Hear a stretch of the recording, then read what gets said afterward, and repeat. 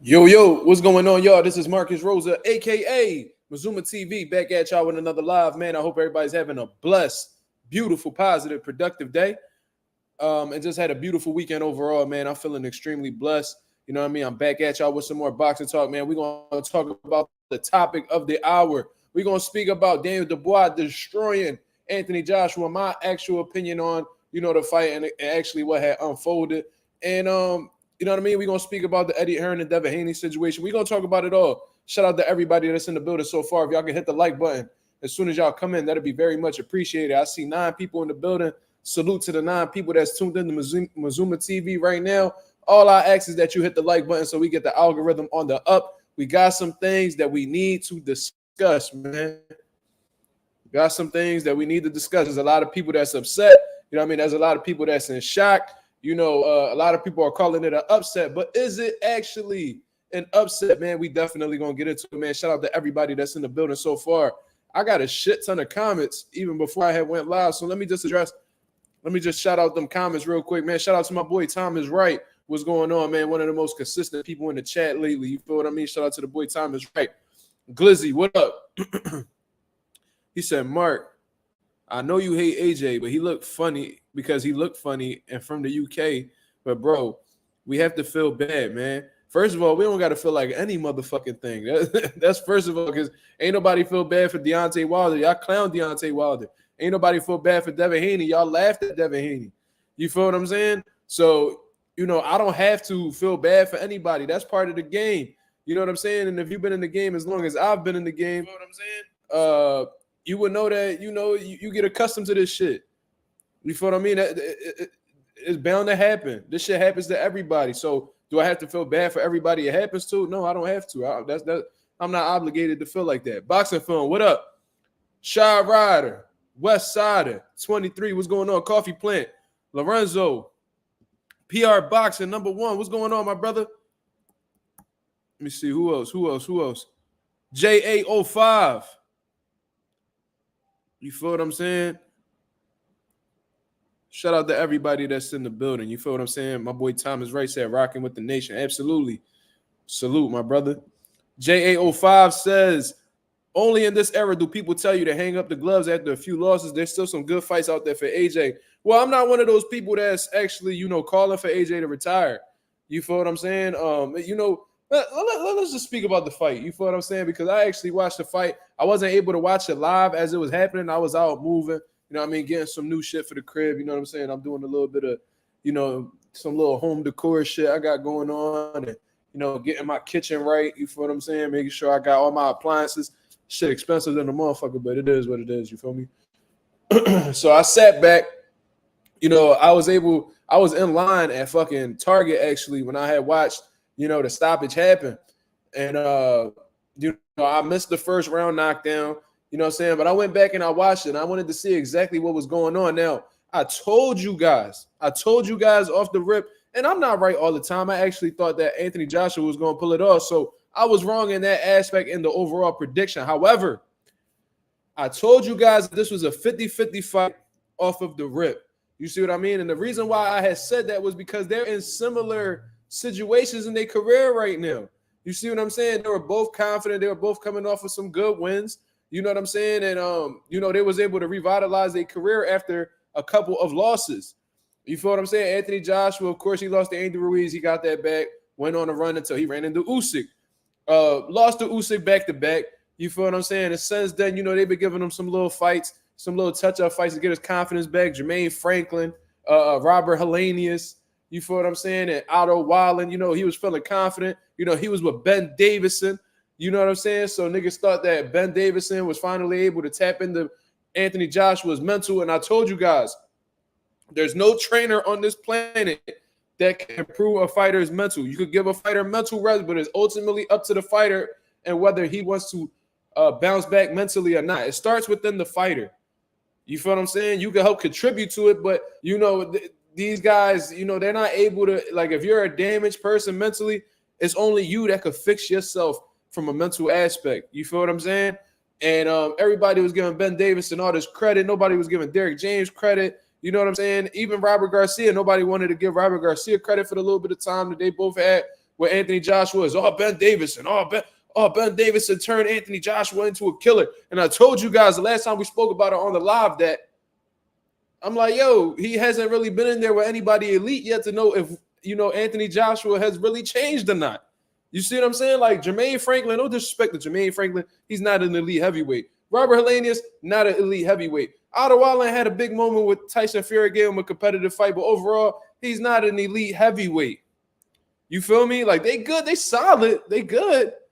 You know what I'm saying? They name may ring bells amongst the hardcore boxing fans, but they are not elite level fighters.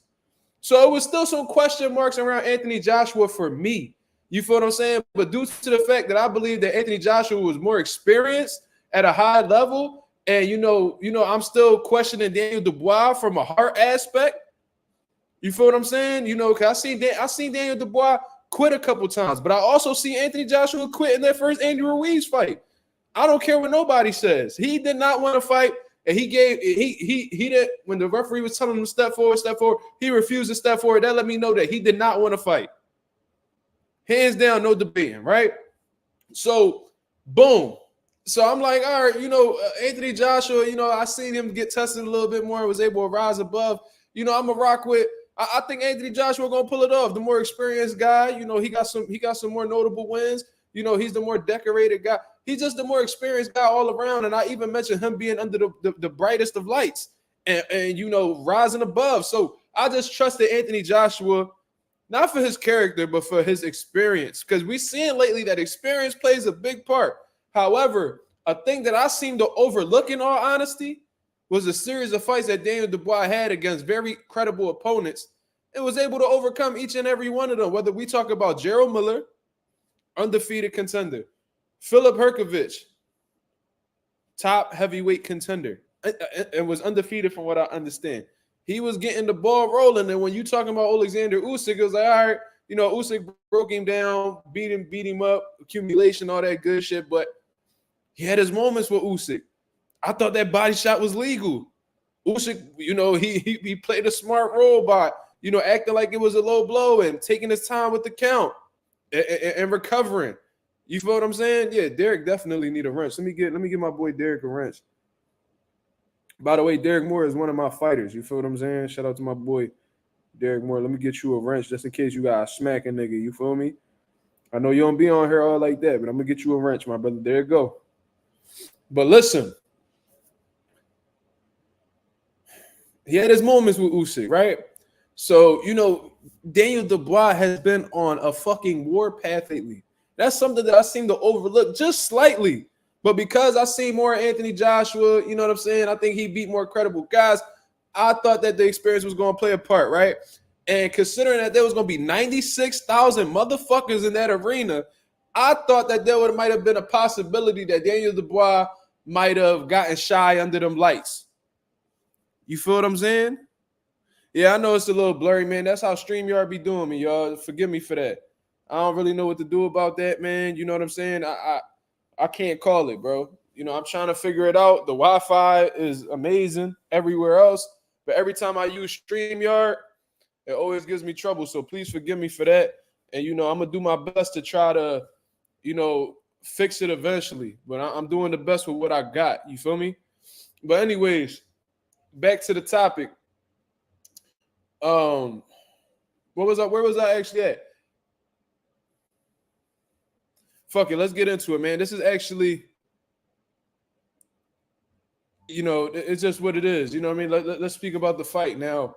I thought that Dubois was going to get a little bit shaky under them lights. You feel what I'm saying? That's just what I thought initially. Let me check something real quick.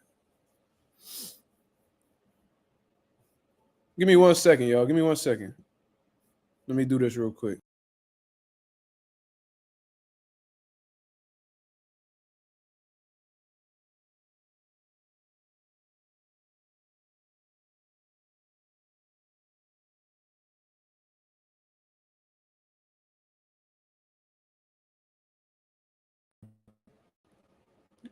All right. I don't know if this guarantees anything, but we're going to see exactly what it do. You feel what I mean? But let me see real quick. All right, let's just get into the fight, man. It is what it is. Ain't nothing I can really do about this. It's out of my hands, bro. Please forgive me. Now, as a matter of fact, let me try just let me move a little bit over here and see if it do something. Cause we about to get into this fight right now, and I don't want my shit cutting out or anything like that. I want you guys to get the full, analysis on what I thought happened. You feel me?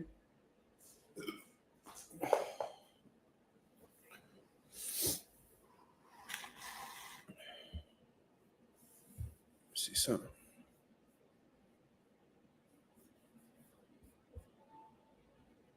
Connection is unstable. That's crazy, bro. This is crazy. Let me see where the likes is at right now. Let me see where the likes is at. We got 9 likes with 15 people in the building, man. Let's get the likes up, man. Let's get the likes up.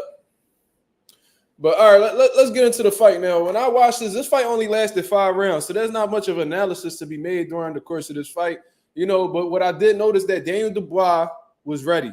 Daniel Dubois walked into that ring, and he looked absolutely locked in. You know what I'm saying? It didn't look like he was terrified of the moment. It looked like he was mentally prepped for this situation. It seemed like he had given himself the mental reps necessary, and considering the fact that he just came off of some great wins prior to this one, and he's been staying active, you could just see the confidence on Daniel Dubois going into the ring, in my opinion. Anthony Joshua didn't really show me, too much. He looked like his typical self, so I'm not going to sit here and act like he looked scared or anything of that nature. You feel what I'm saying? So, boom. First round comes up. Daniel Dubois gets right to it. You know what I'm saying? Not showing Anthony Joshua any type of respect. And, bro, a little bit into the first round, Anthony Joshua, I'm noticing that he's not being defensively responsible. You feel what I'm saying? I see the hands is down. He's pivoting around Daniel Dubois with his hands down. You know what I'm saying? And, Anthony Joshua is a stiff, robotic fighter. This is one of my criticisms that I had of Anthony Joshua since his pro debut. Very stiff, very robotic, and has a lack of head movement, a lack of upper body movement in general. You feel what I'm saying? So if you're going to be one of those tight fighters, and this is why I recommended that he stayed with Derrick James, because Derrick James, you know what I mean? He's not too big on the upper body movement. You know what I'm saying? He likes to keep the hands up real high and, step off the line and, turn fighters and shit like that. That's why I thought initially that Derrick James was the perfect trainer for Anthony Joshua for the style that he had. But regardless, I was noticing that his hands were very low. You feel what I'm saying? Daniel Dubois, I guess he's noticing that. Along with that, Anthony Joshua is pulling straight back with his hands down. Daniel Dubois throws an overhand right over the top of Anthony Joshua's guard. Gets him right on it was a beautiful shot right on the chin. And from that moment, Anthony Joshua's legs gone.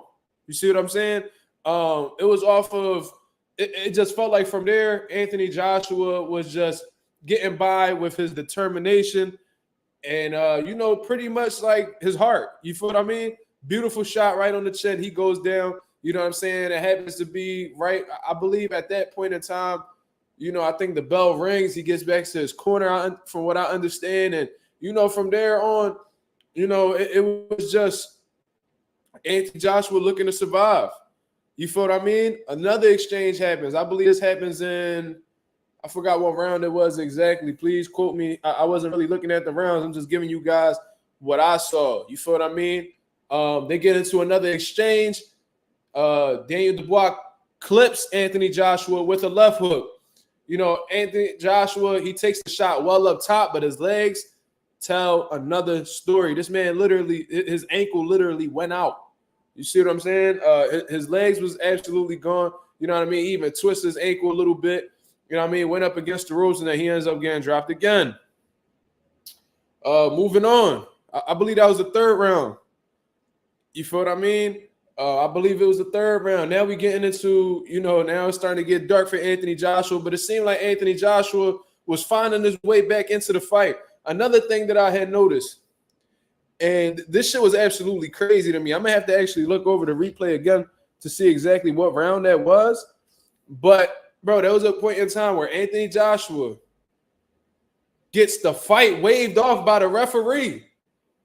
But because Anthony Joshua is standing up, bro, he allows the fight to continue going. As far as I understand, I've never seen a referee wave a fight off and then just be like, oh, okay, you good? All right, let's go then.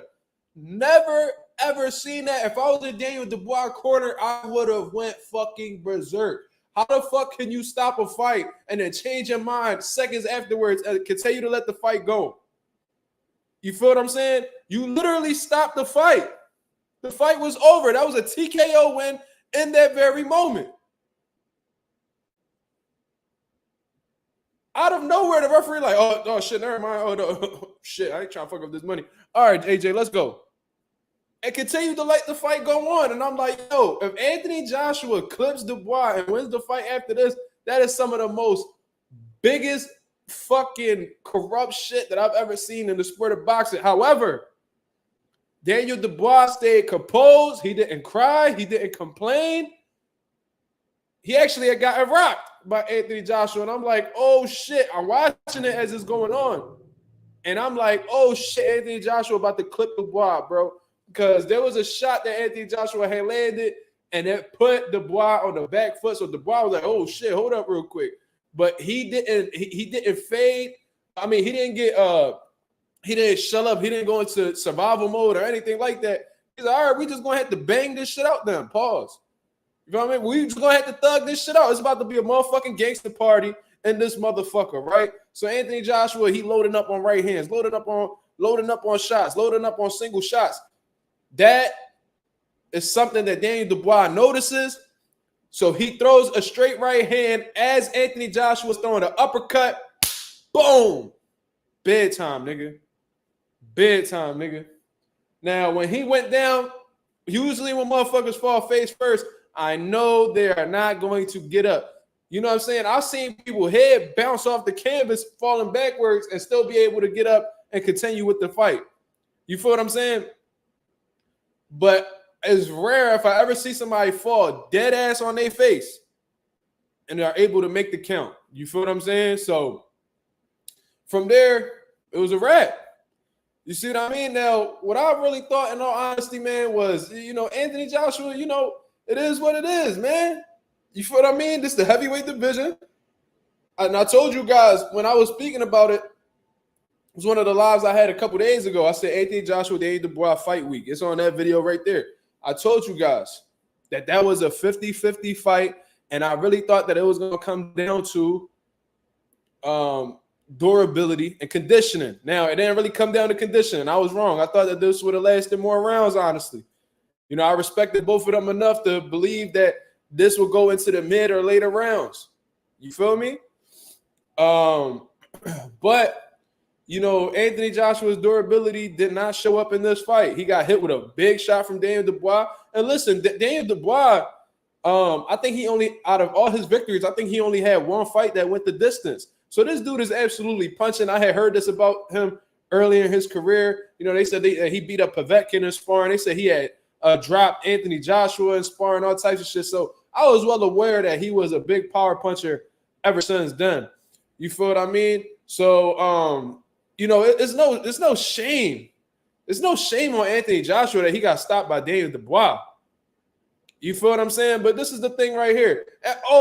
Side note, and this might be a little petty, but it is what it is. I'm going to just say this. I was watching the fight, right? Watching the fight on my phone, and I'm like, damn, 96,000 people in the fucking crowd, bro. You can see the phones. You can see, like, it was all dark in the back. You can see people waving their phones, and you can see, like, the camera, like the lights from the phones and shit all in the crowd. It was a lot of motherfuckers in there, right? And they said that was the most people for a boxing event that was ever in that arena. 96,000 people, 4,000 people away from 100,000. Listen what I'm about to tell you. 96,000 people. I thought black fighters didn't sell. I thought black versus black didn't sell. I thought there had to be a black guy and a Mexican guy for it to do numbers. But a black guy versus a black guy packed 96,000 people in one arena in one night. I thought black fighters didn't sell. I thought black versus black did not sell. I told you guys that was bullshit off the rip because one of the highest pay-per-view grossing fights of all time is Mike Tyson versus Lennox Lewis. As far as I'm concerned, Lennox Lewis nor Mike Tyson is a fucking Mexican. As much as I know, bro, I don't know. This is just an educated guess. Daniel Dubois is not a Mexican. As far as I know, Anthony Joshua don't eat burrito tacos, my nigga. So as far as I'm concerned, those are two black men in there, and they were able to pack 96,000 people in one arena. So I just wanted to put that out there real quick.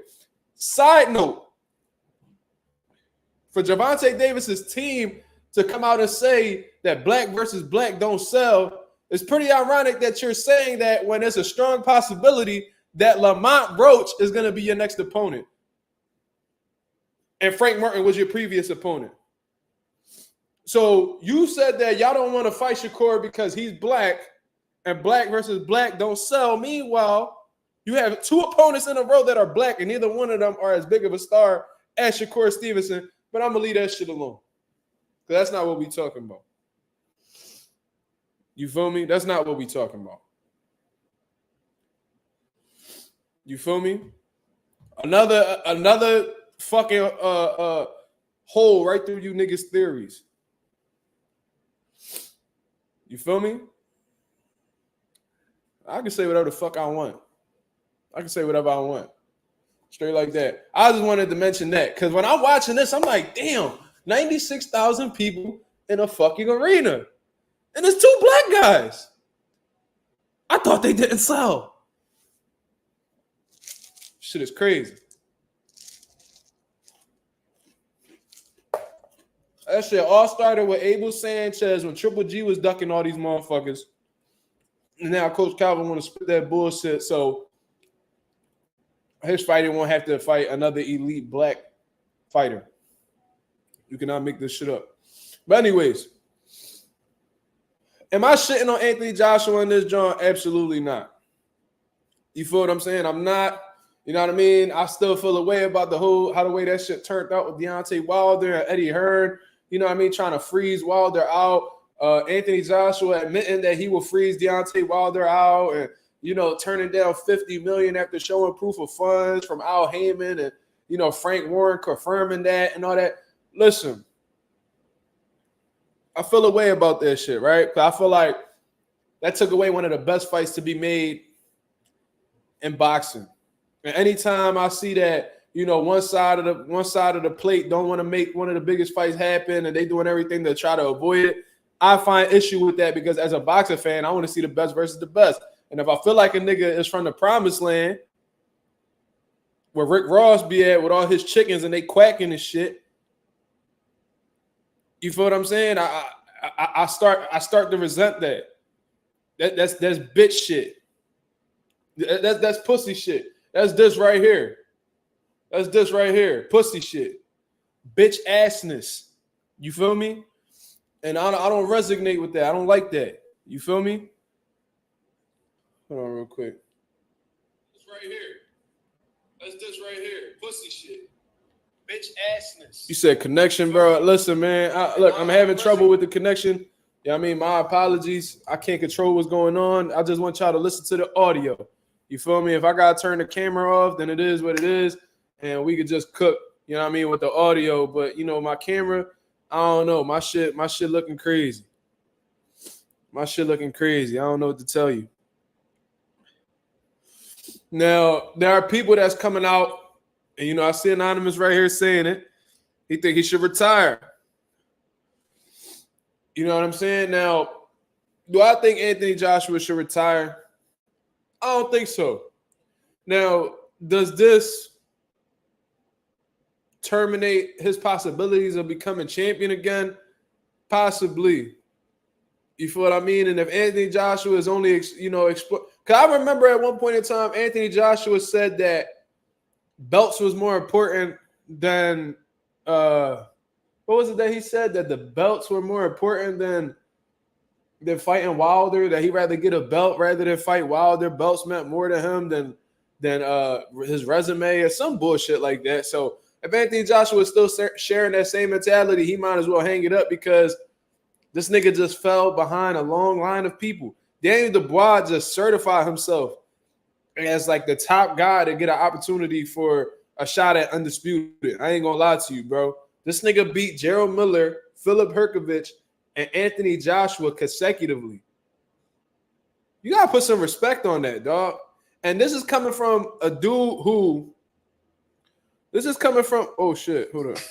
This is coming from a dude who, you know, people was shitting on off the rip. I was one of them. I said, yo, this nigga ain't got no heart. He punch hard, but he turkey. But and you know, he might still have that shit in him, but he's been surpassing expectations for a while. Lorenzo said Daniel Dubois beast. I mean, you got every right to say so. The proof is in the pudding, right? You feel what I'm saying? Now, Anthony Joshua falls behind a long line of people because not only is Daniel Dubois up for a title shot, but you know, Bacoli got a case. Joseph Parker got a case. You see what I mean? I think that'd be a good fight. You know, Joseph Parker beat who he beat Zhang and Wilder back to back. He beat Zhang and Wilder back to back. You know what I mean? Dubois beat Gerald Miller. He beat Herkovich. Then he went and he beat fucking Anthony Joshua. Shit, have them fight each other. Daniel Dubois versus Joseph Parker. Why not? You see what I'm saying? I think that's a great fight right there. If not, Daniel Dubois needs to run that rematch back with Usyk if he's victorious against Tyson Fury. That's just my opinion. You feel what I'm saying? So, you know, Bacoli has a case for, you know, getting a title shot. You know, Joseph Parker has a case. Like, all of these dudes are more deserving, and they might be next in line, you know, rather than Anthony Joshua. So it might take a little bit of time before, you know, he ends up fighting for a belt again, unless, you know, they put up a crazy amount of money to put Anthony Joshua back in play. But look, and I've seen a lot of people calling for this fight too. I've seen a lot of people, you know, that I thought or I perceived to be Anthony Joshua fans, they turn their back on him. But check this out. There's a lot of people that calling for Anthony Joshua to face Deontay Wilder. I've seen it.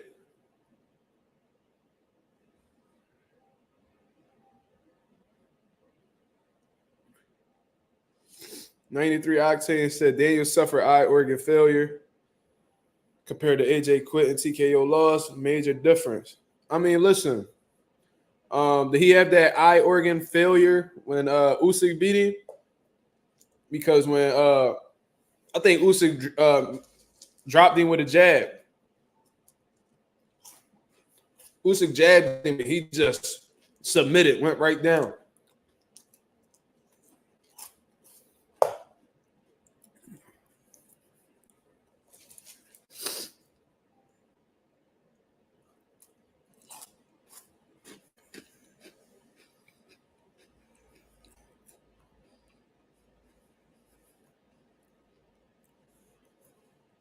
I'm just reading the comments, yo.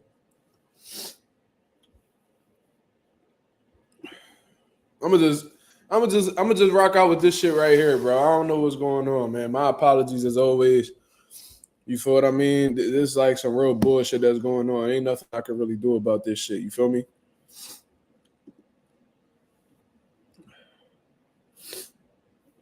But oh shit, turn back on. But yeah, man. So it's a lot of people that's ahead of Anthony Joshua at this point in time. And if Anthony Joshua is strictly in the game for belts, because he done made a shit ton of money, so I'm sure the money ain't really the issue. Anthony Joshua could fall back, he could retire, he'd be all right. But what I'm telling you is, if he's strictly in it for just the belts, then he might as well hang it up, because I don't see him getting an opportunity anytime soon. And you know, Anthony Joshua, you could tell he don't want to be in here too much longer. You feel what I mean? So just based off of shit that he said previously, I'm not making any type of assumptions. And I've even heard Eddie Hearn talk about Anthony Joshua not being in the game, you know, too much longer.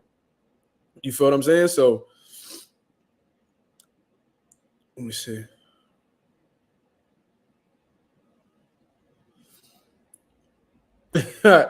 AJ versus Wilder right now is we could go wash for wash. We could go wash for wash. Yeah, for sure.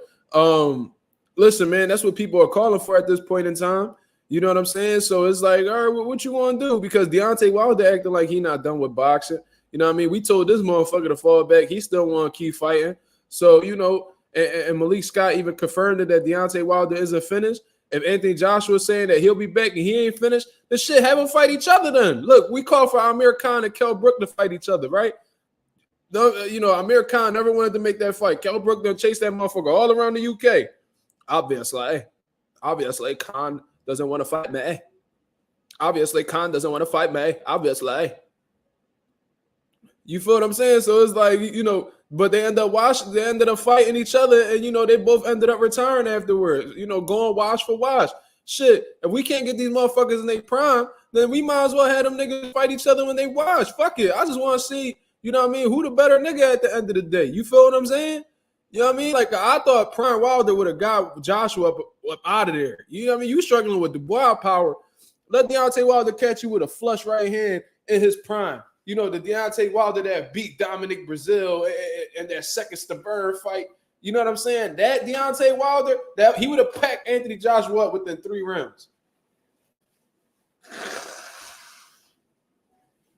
You feel what I'm saying?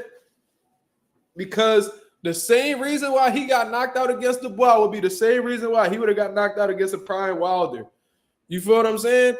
You feel me? That lack of head movement, you know, that stiff robotic shit that he on, keeping his head on the center line, he would have been tailor-made for Deontay Wilder in his prime. But like watching Deontay Wilder in that fight with Zhang, it looked like he don't even know how to turn over his right hand anymore. It's like his body don't cooperate with him turning his shots over anymore, bro. I don't understand it. You feel what I mean? So Anthony Joshua might have a strong case at this point in time to beat this version of Wilder. Why not? Why not? Bro, and it's not even a skill set thing because he's not more skilled than AJ. It's just what the fuck he got in his toolbox is too much for Anthony Joshua to handle. Anthony Joshua can't take a punch. You out here getting your shit rocked by Dillian White, getting your shit rocked by Usyk, getting your shit rocked by Povetkin and all these dudes. And none of those dudes hit harder than Deontay Wilder. I promise you that. I promise you that. I seen you get like, I seen your legs, you know, do a little dance when Usyk cracked you. You know what I mean? That shit, that's not wild. You fuck around, probably wouldn't even feel the shit. You feel what I'm saying? You fuck around, you probably wouldn't even know what happened. They probably bring you to the locker room and then you start warming up, acting like you about to fight, and they be like, "Yo, no, the fight over." That nigga, they're walking back to the locker room. And he'll start, you know, shadow boxing. And they're like, "Yo, AJ, what you doing?" "Well, I'm getting ready for my fights. I'm about to fight Wilder. I'm finally going to fight Wilder." "No, the fight over, AJ. No, the fight over." "What? I already fought Wilder?" "Yeah, man, he hit you with a right hand upside your head. And, you know what I'm saying? Nigga put you in the dust, my nigga.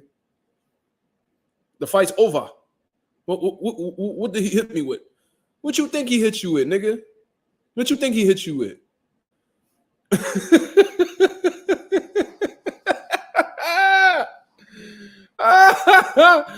Yo, imagine that shit, bro.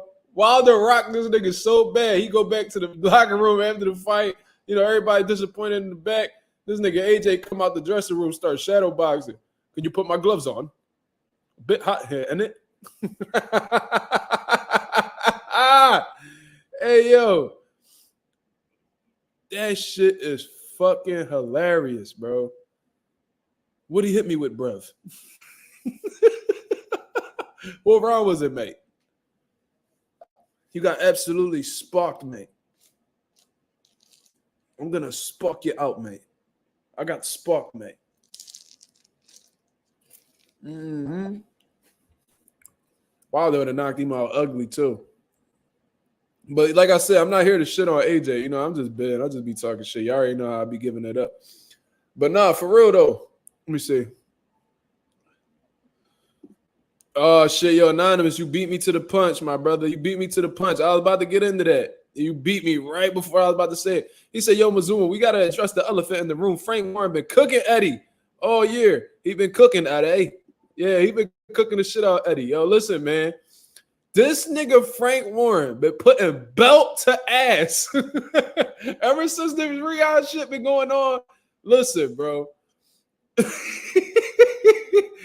Yo, Frank Warren, and I thought Eddie Hearn was gonna cook him up. Like, you know, that 5v5 they had, I thought Eddie was gonna pull that John out. You know what I'm saying? I really thought he was, but he got swept. The niggas cleaned him up. You feel me? Hold on. Let me turn my camera on real quick. Let me turn my camera on real quick. Let me show y'all niggas something. Hold on. This what the fuck happened. Hold on. This what it's been the whole time, my nigga. This what Frank Warren been doing with Eddie ever since Turkey Al-Sheikh been in the motherfucking building. Look. Just sweeping the nigga up. You feel what I'm saying? Just sweeping him the fuck up. Get the brooms out. It's a motherfucking rap. You feel me?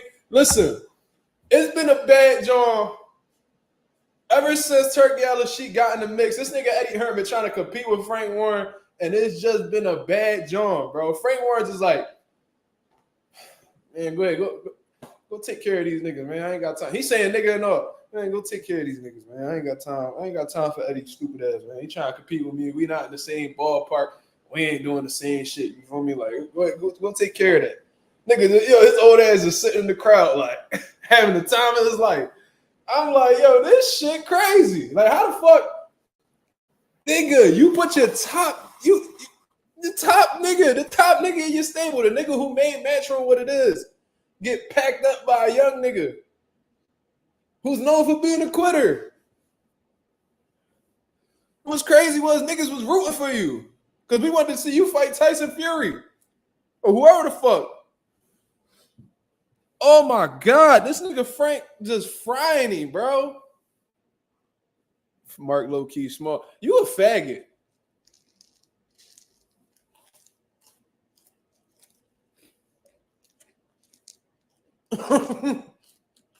You really a blade. You worry about the wrong shit. If 5'9", 5'10" small, it is what it is.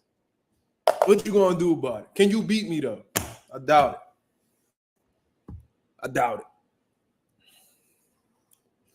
I highly doubt it.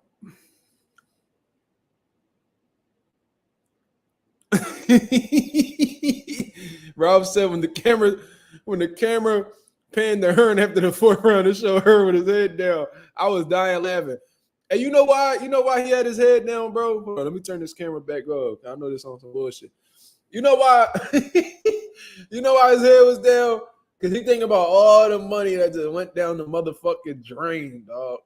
That's why he meant. Because, you know, all promoters give a fuck about, all they give a fuck about is money. Eddie, yo, Devin just told y'all niggas today. Eddie Hearn a player like he fuck with you, but he really don't. You see what I'm saying? These promoters don't give a fuck about their fight. They play like they do. But what they give a fuck is keeping their pockets fat, my nigga. And when Anthony Joshua was getting packed up like that, bro, Eddie Hearn was like, fuck, mate. Fuck me. What they be saying, bro? They be saying, damn, what they be saying? I'm good at, mate. Yo, that nigga done fuck this bread up. Yo, but Eddie, you know, if I'm Eddie, I ain't really tripping. You know why? Because listen, because of Anthony Joshua, I was able to get all these other motherfuckers. You feel me? I was able to get all these other guys. I got Super L that I could make some money with. I got Jerron Ennis that I could make some money with. You know what I'm saying? I do business with Canelo, get a nice check. I do business with Haney, get a nice check. I'm affiliated with so many other niggas that even when Anthony Joshua walk away, it is what it is. I'm up. You feel me? So, you know, of course you want your man to win. Yeah, Bam, of course. You know, it ain't that much money in the smaller divisions, all like that. But, you know, Bam is a phenomenal talent as well. Let's not get it wrong. You feel what I'm saying? And I'm sure there's other people that I didn't even mention that could for sure be superstars, you know, that's coming up at Eddie Hearn's stable right now. So, you know, should you be, you know, do you want your guy to win? Yes, because you know what that means. That just, you know, of course, you know, when my guys lose, I hate it. You know what I'm saying? Like, I hate when my guys lose because every time we win, it's just, it brings our status up a little more. It makes us look more dangerous. And nigga, you know what I mean? It just heightens our reputation in a positive way. You know, so I'm sure Eddie Hearn wants to maintain his reputation of being one of the top promoters. You know what I'm saying? The only way you're gonna be able to do that is if you win. Sign big motherfuckers and win.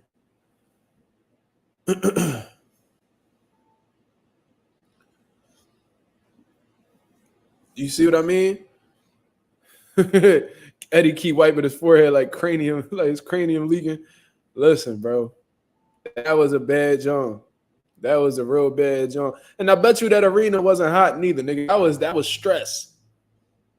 You ever been in a fucking room, a regular temperature room, but you so stressed the fuck out, nigga, you know what I'm saying? You start feeling that pre-sweat develop on your motherfucking forehead. Yeah, that was Eddie.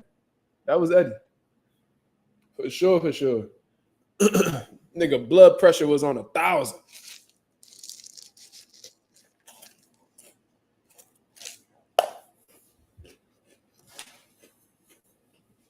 That nigga had what they be saying, you have a bee in your bonnet. That motherfucker had a bee in his bonnet.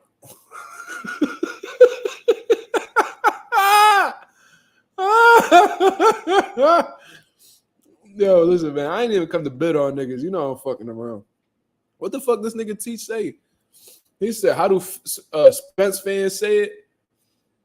AJ got his dick stuck in the dirt, some Diddy stuff like that. Nah, they said they said them niggas down south. He says some shit where it's like you put his dick in the dirt. I don't know what the fuck that's about. You know, we don't say that shit up here because I mean you get fried for saying little shit like that. But I guess the South played different. I don't know. Shout out to Spence though.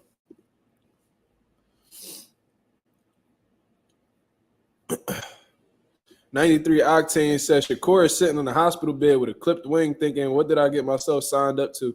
What are you even talking about? Well, why was that necessary to write?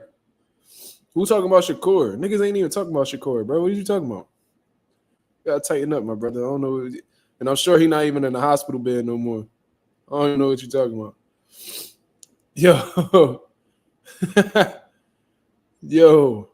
Yeah, Frank punching on Eddie, bro. Them niggas, they need to stop the fight. Throw the damn towel! What them niggas say? What the niggas say on Rocky? Throw the damn towel! Mm-hmm. Frank Warren body beating Hearn. That nigga about to piss blood tonight. Yeah. But yeah, man, you know that's definitely the elephant in the room. And that definitely needed to be addressed for sure because Frank absolutely deep frying Eddie. Got that nigga on rotisserie. You heard? What? Thomas Wright said, Mark, they was smoking the arena. Connor Ben told Eubank to come to his. I'm assuming you meant to say ow. Shit. Connor Ben got some audacity to be trying to press a nigga when he cheated to try to fight the nigga. If I'm Chris Eubank, I'm like, bro, use pussy, bro. Like, you try to use PEDs against me to try to beat me. Like, and you over here trying to play tough in the crowd. Nigga, shut the fuck up. I wouldn't even take him serious. I would doink Connor Ben. That's what I would do. I would dead ass. Like, I'll throw my drink at that nigga. That's what I'd do. You see what I'm saying? I would doink Connor Ben. That's what I would do. Real shit. Right? Like you try to cheat against me. You know what I'm saying? It showed that you wasn't confident going up against me, and now you trying to. You know what I'm saying? Now you trying to play like this. Trying to play the tough guy role in the arena. The fuck out of here, nigga.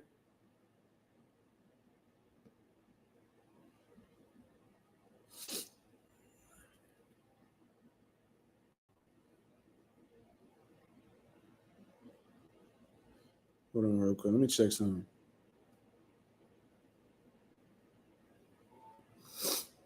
All right, cool. He was really posting saying, come to him. Why the fuck do he got to come to you for? He not like, I don't understand that.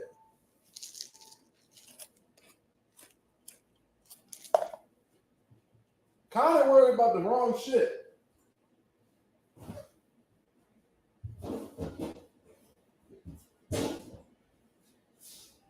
know Connor like, fuck, I know he was mad as shit when he found out Boots was staying at 47. Let's talk about that. Because I'm gonna come out and say that I was wrong. You feel me? I was one of the people that said, yo, there's no way Boots is gonna stay at 47. He's not gonna fight Karen again. He's gonna move up to 54. But this is what I think happened. I'm gonna check in on one of my guys to see if this is true. I think that Boots was highly considering moving up to 54 because he didn't want to go through the IBF shit with the 10-pound rehydration clause and all that bullshit. So he's like, you know what? I already beat this nigga. I'm not fighting him again. I'm gonna just move up. And see what opportunities lie at 154 pounds. Then when trying to make a fight at 154, he wasn't able to do so. So he's like, you know what, man? Let me just defend this belt and, you know, continue to try to pursue, you know what I'm saying, unification at 147. Thomas Wright said he has to go to Germany. No, he doesn't. The fight's going to take place in Philadelphia. I don't know exactly how they work that out. I don't know if they work something out behind the scenes. I don't know what the case is, but Boots and Karen will be fighting in Philadelphia at the Wells Fargo Center. And it's going to be a dope card, bro. It's going to be Boots versus Karen. I'm not really excited about it, but I'm excited to see Boots in Philadelphia again. Along with Bam being the co-main event. I believe that's a mandatory defense as well. And then we got Raymond Ford in the building. So, Raymond Ford, he's from Camden, New Jersey. I don't know if you guys are familiar with Philadelphia at all. Philadelphia has the Ben Franklin Bridge, right? The bridge is only 1.5 miles long. I know that because I used to run on that motherfucker. So, Philadelphia, 1.5 mile bridge, Camden, New Jersey. You feel what I'm saying? You pay $5 in Jersey, you get over to Philadelphia. You feel me? So, we accept Raymond Ford as our own. You feel what I'm saying? He rep Camden as he should. That's where he's from. But, we definitely take him in with open arms. Pause. You feel what I mean? Because, Camden is we right next to each other, bro. Bro, if I'm on the block that I currently live on, if I go 1 mile down and I bust a left, I'm in Camden. You feel what I'm saying? So it's really like Philly for real. I look at Camden as like it looks like I look at it as an extension of Philly. That's how close it is. You feel me? Just like how a lot of New York niggas look at North Jersey as like an extension of New York. It's the same shit. Am I going? Yeah, I'll be there.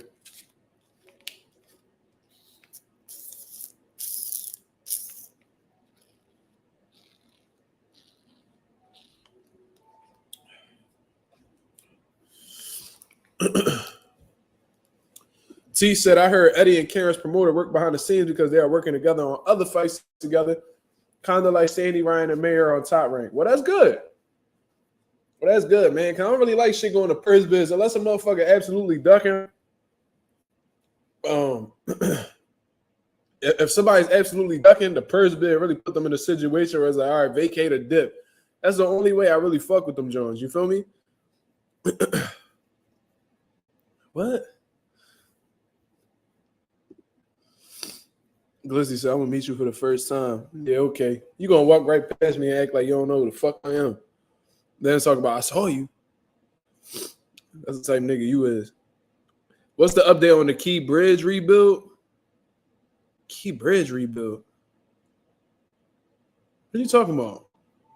I know there's a project they got going on down at Old City in Philly where they building like they building like some type of park or some shit like that. You feel what I'm saying? I think they building some park and it's like it's fucking up the whole shit with the 95. I don't know if that's what you're referring to. I'm not sure.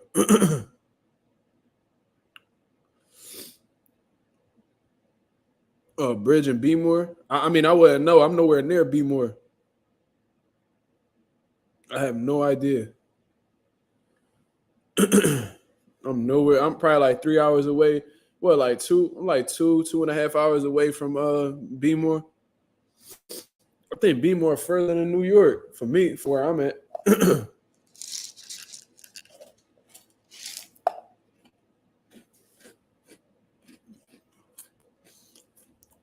Yo, Glizzy, where you from, Glizzy?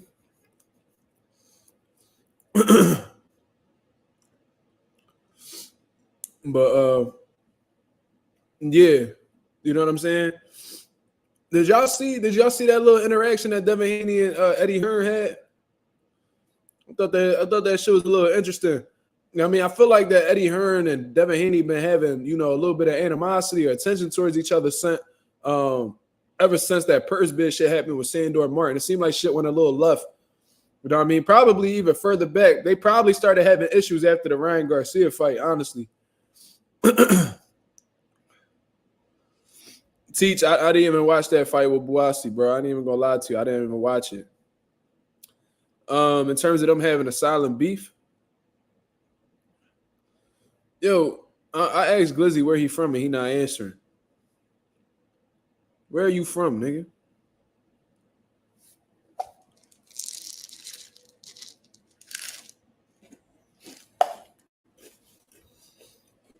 But you could tell Eddie Hearn feels some ways about Devin Haney and shit like that. I don't know exactly what it. No, you not. No, you not. No, you not. What part of Philly you from? What part of Philly you from? All right. I can't stand a motherfucking liar. So this is what we gonna do. You gonna tell me where you really from? I'm gonna stop this whole lie for this, bro. You gonna tell me what part of Philly you from? And if you say some bullshit, bro, I'm hitting you with the wrench, bro. What part of Philly you from? No, you not. There's no way in hell that you from Philadelphia. What part of Philly you from, nigga? Say the wrong thing. I dare you. Say some bullshit.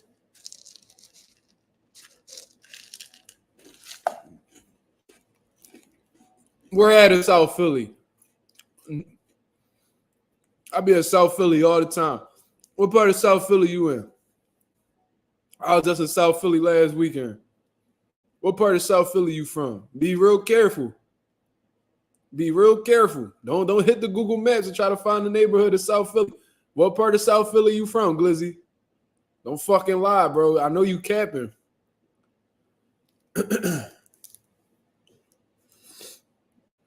Don't lie. I'm gonna stop this whole live for this shit. Who the fuck is Lance Meyer? Lance Mayer? Am I tripping? What the fuck? Yo, who is these niggas? This nigga's a fraud. Oh my God. The Devil's Pocket, my nigga. Yo, the Devil's Pocket, that's not even really South Philly, bro. That's not really South Philly, bro. That's low key. That's like really close to Southwest. Oh my God. Yo, let me hold on.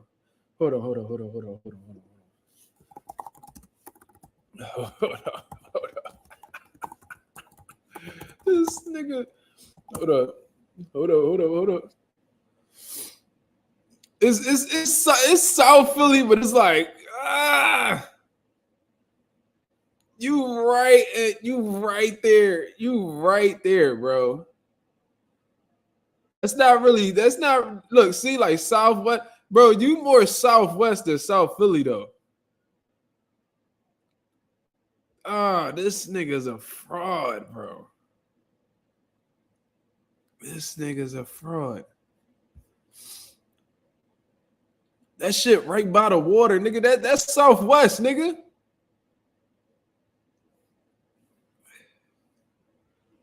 Nah, nigga. He's a fraud.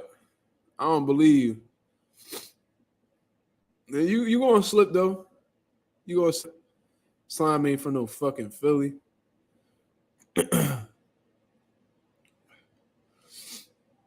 This nigga's a fraud. What I think of Munguia wanting to fight Berlanga. My fault, y'all. I got allergies. My shit all crazy. He sound real. Okay. He said, "What you think of Munguia wanting to fight Berlanga?" I think it's a great fight. I think that's a great fight, and that's a fight that Berlanga needs to get himself into to really solidify him as a star. If he wins these fights, that'll be a good job for him. You feel what I'm saying? Now, I do think that Munguia will defeat, Berlanga due to like the work rate. I think the work rate and the pressure will get to Berlanga. But Berlanga, he showcased a lot of heart. He showcased a lot of determination against Canelo. But I think Munguia will bring a rougher fight. You know what I'm saying? Because Munguia is nonstop. You feel what I'm saying? So, yeah, that might be a tougher fight for Berlanga Munguia just from a stylistic standpoint. Because Canelo could punch. He's an accurate puncher. He throws sharp punches. But Munguia, he's a fucking war machine, bro. Like, he just let his hands go nonstop. That pressure will be a lot different. It's going to be at a different pace. You know what I'm saying? So Berlanga really has to be ready for that. But in all honesty, I think Munguia got Berlanga car. I ain't even going to lie to you. I think Munguia will get off on Berlanga. He might beat up Berlanga just based off of the styles. Berlanga, Munguia not going to have to look for Berlanga or anything like that. But Berlanga could hurt Munguia, though. I know that. I know he could hurt Munguia. But I think Munguia got too much in the clip for him. You feel me?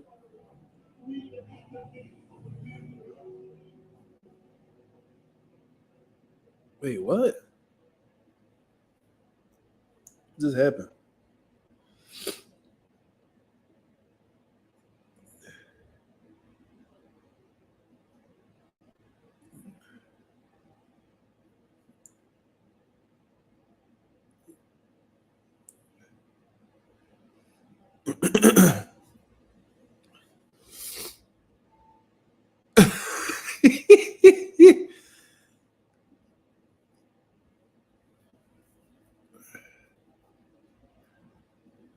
Nathan Cruz. I had a fighter by the name of Nathan Cruz.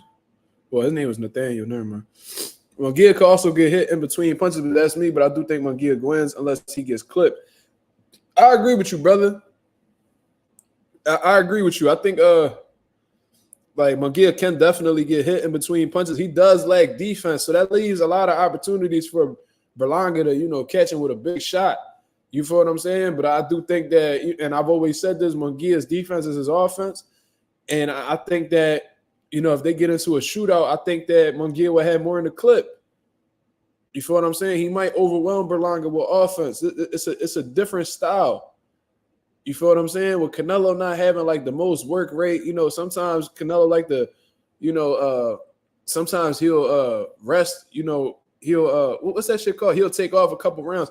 Munguia not that type of person. Munguia get right with the shits off the rip. So he gonna have to be ready to fight consistently throughout 12 rounds. You know what I'm saying? So it's a different fight.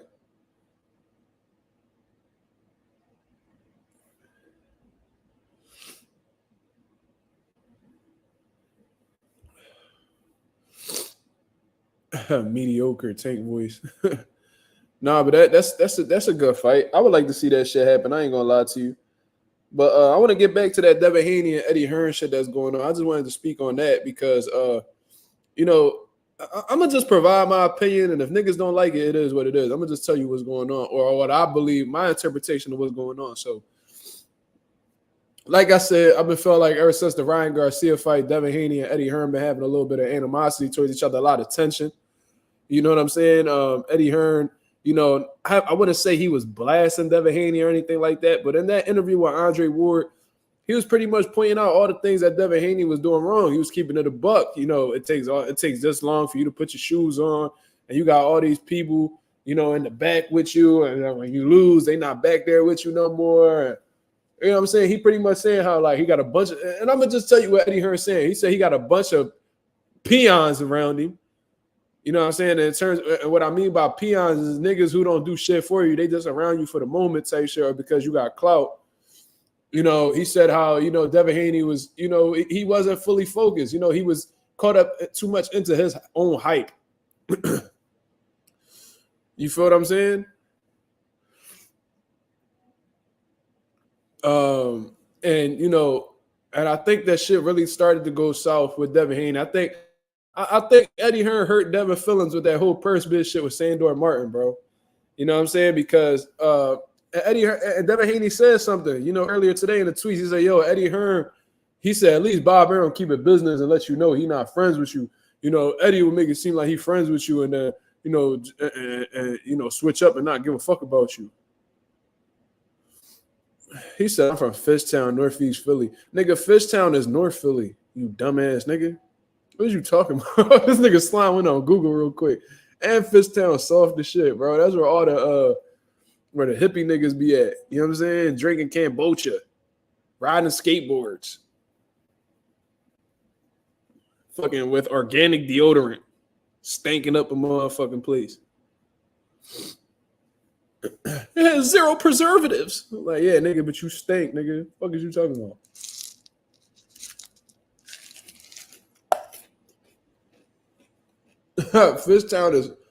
Fishtown is fucking North Philly, bro.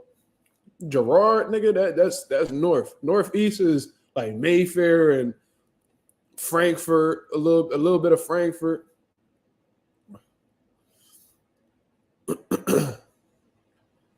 He said the fact that you have a town called Fishtown is crazy. Listen, man. Listen, I ain't named the shit, nigga. I ain't named the hood. Fuck that got to do with me. Yeah, I know every place in Philly, pretty much. I know the whole city for sure. Ain't not one part of Philly I don't know.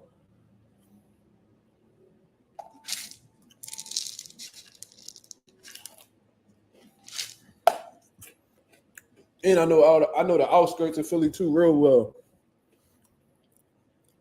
You feel me?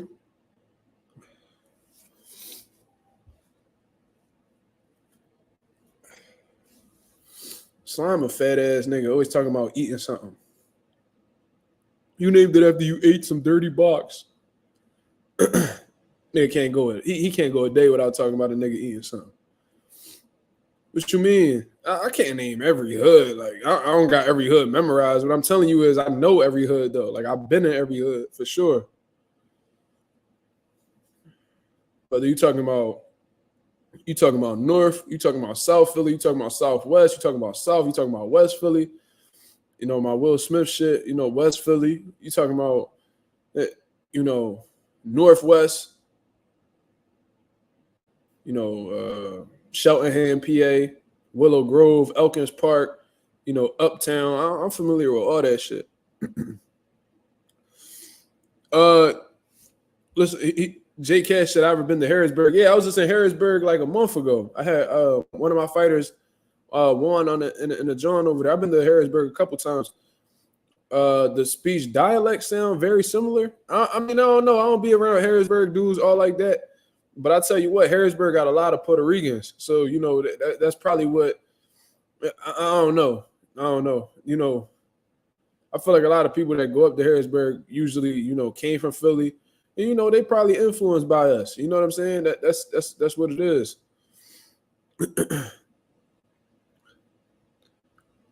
You said Morristown. What? Where the hell is that at? Morristown. You mean Morris?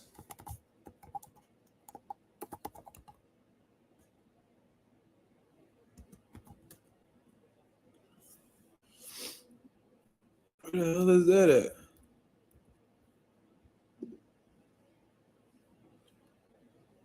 That's New Jersey. Coffee plant say he from West. Yeah, I remember you telling me, but you ain't come to see me neither, nigga. I'm starting to think you cap too. West Philly over North. You out your damn mind. Now listen, I'm gonna tell you this though. West Philly got some bad bitches. But North, nah. Nah, y'all ain't fucking with North. West Philly do got some bad bitches. West Philly got some beautiful black women. I'll tell you that.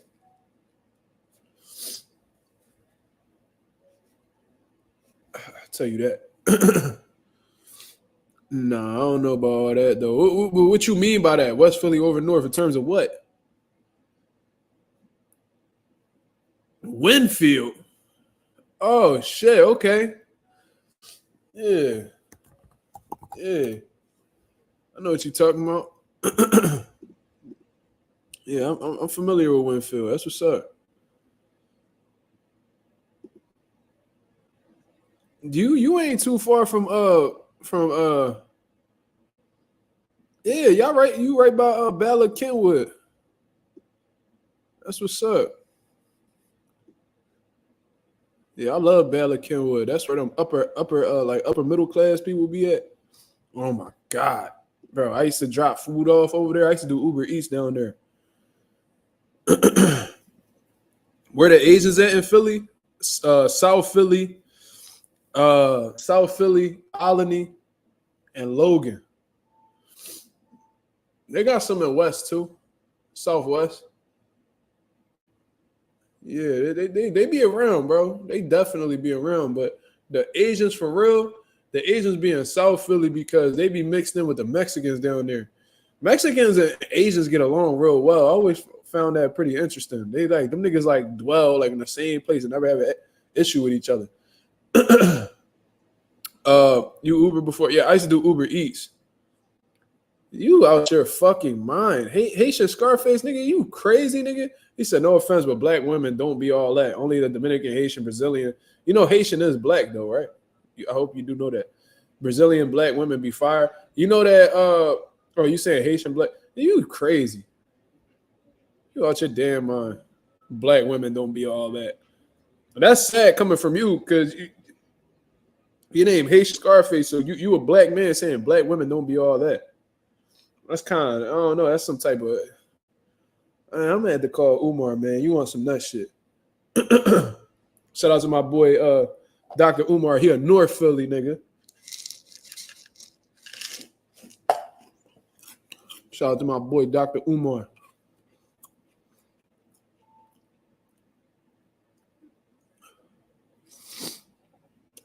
Lorenzo has proof of what Mazuma said. What you mean?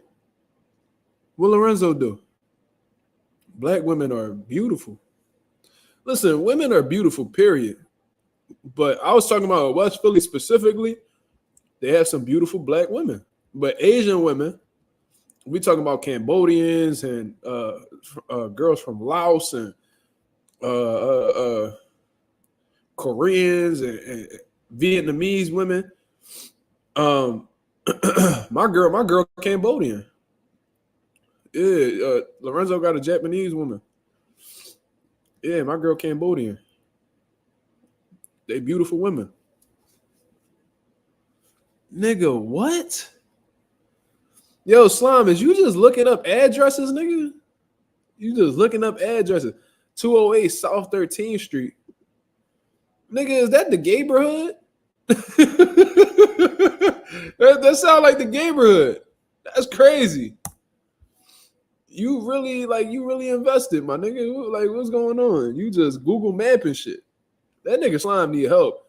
Get a fucking job, Slime. Big ass niggas. That's why you so big. You just sit around and do stupid shit. You don't never get active. Wide body ass nigga. Yeah, there's a neighborhood in Philly called the Gaberhood, bro. It'd be straight blades. That should be crazy.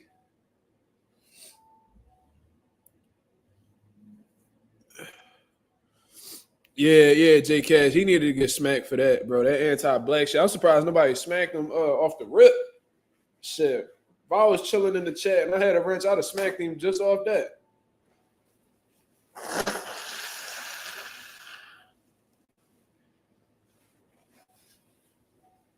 Kind of, I don't know. That's some straight cool shit right there. Nah, niggas is blades, bro. Yeah, Philly got this whole section of Philly that gay niggas live in called the Gaberhood. Yeah, bro. I'm not even playing, bro. Yo, look it up, bro. You go put Gaberhood Philly. Put Philadelphia Gaberhood. And it's gonna show you the whole map. They got gay restaurants, gay clubs. Bro, I used to deliver it down there, bro. Them niggas, yo, listen, they had apartments with roof. What's that shit called? Like fucking roofs with like the patios and shit, bro. Them niggas used to be going crazy. Niggas fucking blasting that. Niggas going crazy all up and down the block. I'm like, yo, niggas got to get me up out of here, bro. That's South Philly though. That's like right after Center City. It's technically, I think it's technically considered Center City, but you know, once you pass north and you get into Center City, the other part is south. So he said I was driving by and see Mark grinding on the dog. That's crazy. Slime a crazy nigga, bro. No, it's not near Devil's Pocket. No, not at all. Devil's Pocket is low-key Southwest. That's why I'm calling cap on what Glizzy's saying. That shit's right next to Southwest. You saying you from South Philly. When I think of South Philly, I'm thinking like down like 17th and Washington and all that shit. Nigga, you nowhere near that. You on the whole other side. Slav said I was grinding on the dog. That's fucking hilarious. How long I did Uber for? I did that shit like right after so this is what I did, right? When I was I worked at ShopRite for like a year and some change. And I bought a car, right? I bought a Toyota Corolla. I bought a 2001 Toyota Corolla, my first car, Silver John. So, you know, I didn't want to work at ShopRite no more, bro. I had like a real bad situation happen. Old white dude called me the N-word with the hard R. I mean, I went off, took everybody in that motherfucking department to keep me off overhead. So I ended up quitting because they didn't do anything about it, right? That shit really could have been a lawsuit, but it is what it is. I ended up buying a car off Craigslist and shit. So I needed to make money. You know what I'm saying? I was in college. You know, funds wasn't all that good. That was before I opened the gym with my pop. So, yeah, they got rainbow painted cross. Bro, I'm trying to tell you, bro, they took that shit over. That shit different over there, bro. I'm going to tell y'all this. Hold on. Let me tell y'all this, though. I did Uber Eats from when I was like 18 till I was like 22. You feel me?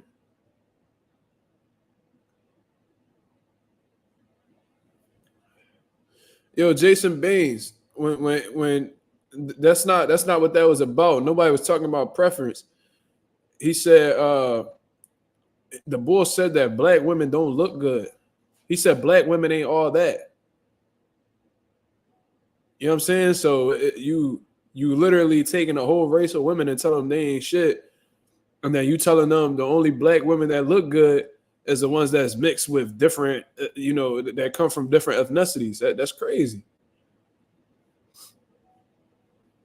With the Brazilian black women, they look good, but regular black women, they don't look good.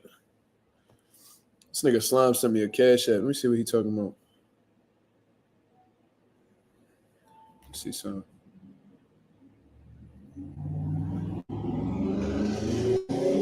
Shout out to my boy Slime with the cash app. He said Southpaw was in the neighborhood eating the Frank backwards. This nigga is crazy, bro. Slime need a therapist.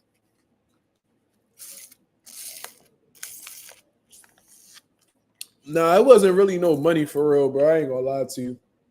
Because I had an older car, so that shit was always having issues. I probably was only making, like, at the time, bro, it probably was only making like 12 an hour, like on average. You know, there'd be some nights where you definitely run it up. But like if you got an older car that constantly got issues and you got to pay for maintenance and gas, and it don't even be like, it's like you almost break even. So I don't know, bro. I don't know how it is now. Uber changed a lot since I started working for them, so I can't really speak on that. You feel me? But yeah, I did that for a while. But yeah, bro. Philly got. Oh yeah, let me tell y'all niggas this. So when I used to do Uber Eats, right? Once they would start sending me down south, because they can really send you anywhere for real. You could end up in West Philly, North. You know what I'm saying? Northeast, wherever the fuck the Uber app send you, that's just where you're gonna be rocking at for the moment. Shit, even if you was up Willow Grove, you know what I mean, which is like 35 minutes away from Philly. You know what I mean? You could even be up there. Sometimes they send you to Jersey, but regardless, I remember they sent me to the neighborhood, right? Fucking Uber ad ring. Dring! I'm like, fuck. Soon as I see where the mat was taking me, I'm like, well, fuck it. Let me see. Yo, Mazuma, I get what you're saying, but maybe it's because of the culture. Some people like to date within their culture. I'm a black Puerto Rican. I'm only date PR women. I mean, that's your preference, but for you to say, like, listen, like I don't fuck with fat bitches, right? Like that's something I've always. I don't like big bitches. I feel like if you weigh more than me, that is just not going to work. You know what I'm saying? I weigh 170, 175, right? 5'9", 5'9", 5'10", you know what I'm saying? Around there, 170, right? So, you know what I'm saying? I don't really want to deal with a big bitch. Now, am I saying big bitches ugly? No, they just not for me. You feel me? I don't fuck with big bitches, but I never said they was ugly. This nigga saying that they ain't. I never said big bitches ain't all that. There's a difference between saying, yo, big bitches ain't all that, and big bitches ain't for me. You know what I'm saying? So it's a difference. That's what I'm trying to say. But nah, let me tell you. So that shit said ring, right? I was like, fuck. So they sent me down there or whatever, bro. Bro, when I read the restaurant name, I couldn't believe it, bro. It was no way. So y'all niggas know the Pizza Hut logo, right? It's like the roof. You know what I'm saying? Like the Pizza Hut logo got the roof, and then it literally say Pizza Hut underneath, bro. The shit said Homo Hut, bro. The shit said Homo Hut. I couldn't believe it. I was like, yo, these niggas about to send me to the Homo Hut. That's fucking wild. I was like, yo, what? I was like, yo, this shit real. I was like, yo, there's no way. This can't be real. I was like, this can't be life. You know what I'm saying? Hold on. The Wi-Fi actually pretty good right now. I'm like, yo, no fucking way, bro. I was like, yo, this is some real shit. I was like, yo, does click and accept make me gay? Like right now, because it's showing and they got like a little timer. If you don't accept it within 10 seconds, they move on. So I'm like, damn, Homo Hut. What the fuck? I'm like, man, I need this motherfucking money. Let's go. Boom. Send me to the motherfucking John. I'm like, damn, right? So it's a little storefront type John. So I pull up in the John, I hop out, walk inside the John, bro. Ain't nothing but gay niggas whipping up some pizza. I'm like, oh my God. Ain't nothing wrong with that, by the way. I'm giving you a description of what's going on. Right? Bro. It was literally pictures like all around the John of all different types of like businesses, but it had a gay name. Like they had Dick's Sporting Goods. They just kept the name like that. Yo, I'm telling you some real shit, bro. They had all different types of business names, but they just made it gay. And I'm like, yo, this shit is fucking wild, bro.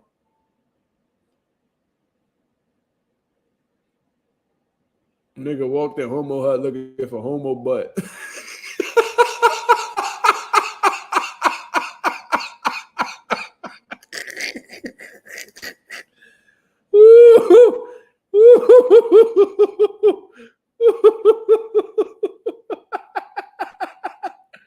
Yo.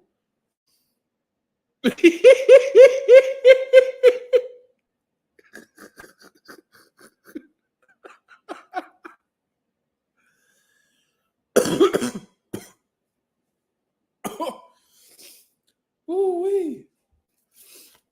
Ooh-wee.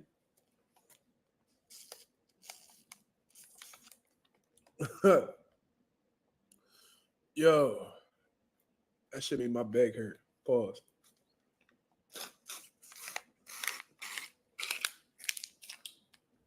That's fucking wild. So, yo, that's real shit, bro.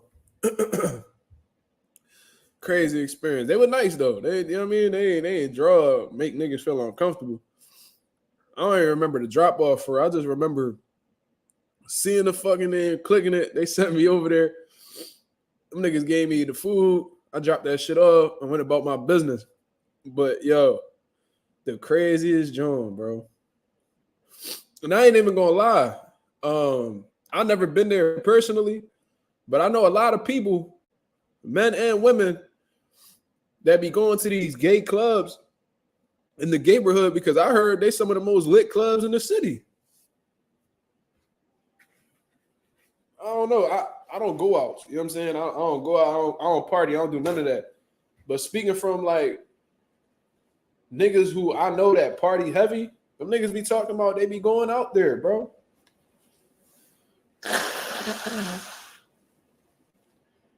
They be talking about how that shit be lit.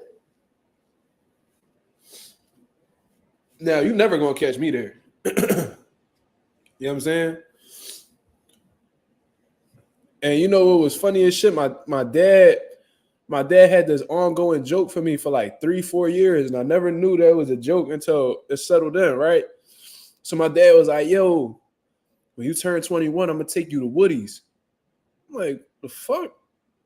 Right? I ain't think much of it. I'm like, oh, all right, that's a club. It must be something. I don't know what it is, type shit. He's like, yo, bro, you about to hit 21. We about to take you to Woody's. We about to take you to Woody's, blah, blah, blah. I'm like, yo, like this shit just better be like that popping. Like, what the fuck is going on type shit, right? So I remember I was about to hit 21. He was like, we going to Woody's. We going to Woody's. And like niggas will be laughing. And I'm like, that shit not even that funny. Like, the fuck? So like, but nobody told me what it was. So, like I said, ripping and running, doing Uber Eats down there. I'm at a red light. I pull up at the red light and shit, just looking around. There's a bunch of people just walking back and forth, walking back and forth, walking back and forth. And by the way, some of the baddest bitches you will ever see be in the neighborhood, believe it or not. But anyways, or I hope they women. I don't know, bro. It should be weird nowadays.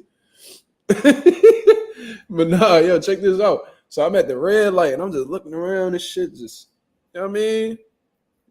Just waiting for the light to turn green, bro. I look over to the left, bro. That shit say Woody's, bro. A fucking gay bar. Look it up on Google right now. You can look up Woody's bar or whatever it is, Philadelphia. It's gonna pop right up. This nigga had an ongoing joke for me, like joking on me for 3-4 years, bro. Just for it to be Woody's, bro. And I called my pop and I'm like, yo, remember all that shit you talking about with Woody's and shit, nigga? He was like, yeah. Yeah, we going there. I'm like, nigga, I just found out what it is. I'm right outside this joint. Nigga, you talking about a gay bar? Yo, my pop was dying laughing, bro. Dying laughing. That nigga thought that was the funniest shit in the world. And I'm like, yo, this nigga really was, he had me really like wondering what the fuck that shit was. The whole time it was a gay bar. Shit. Fuck that. I'll never go to a gay bar. I be thinking when you walk in there, you gotta prove you gay or something. Yeah, all right. You know what I'm saying? Only gay people could be here. Prove you're gay. Never. Bro, I didn't even think the search. I didn't think much of it, bro. I never thought much of it.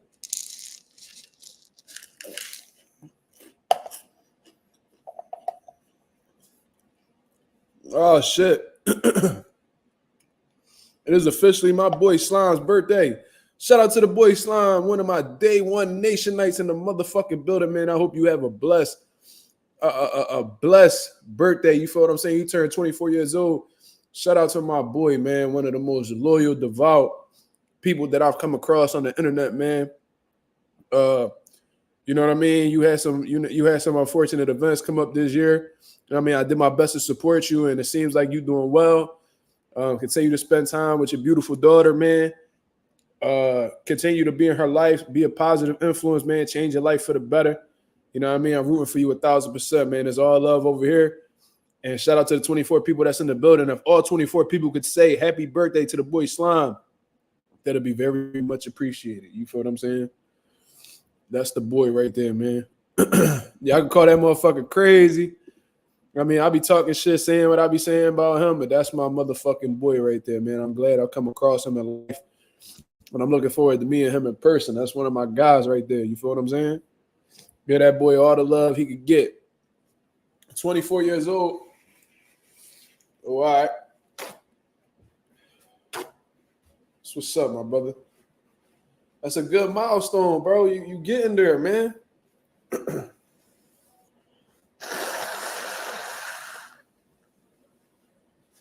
24 is absolutely young.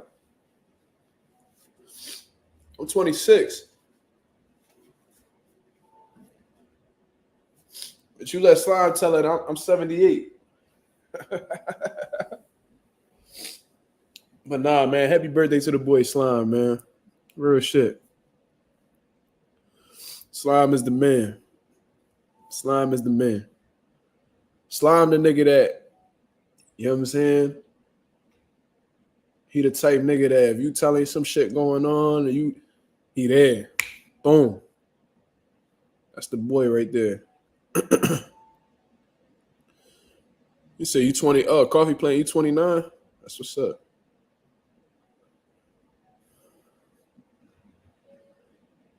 Yes, sir. Yes, sir. I appreciate everybody showing love to the boy Slime. That's a good friend of mine, man. Ain't too many good people that you meet, especially over the internet. But he one of them for sure. Teach, you 50?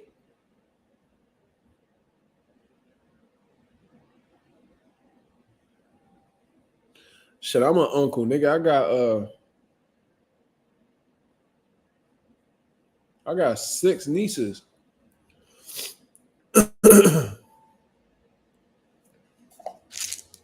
Shit.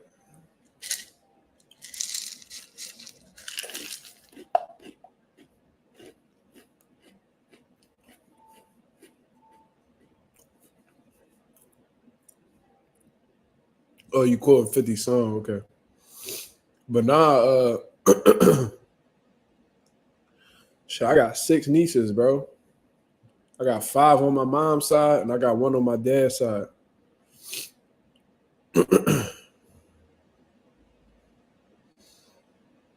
Yeah, bro, I've been an uncle for a minute. My first niece, what's she like, 15 now? 14? Shit, I was an uncle when I was 12.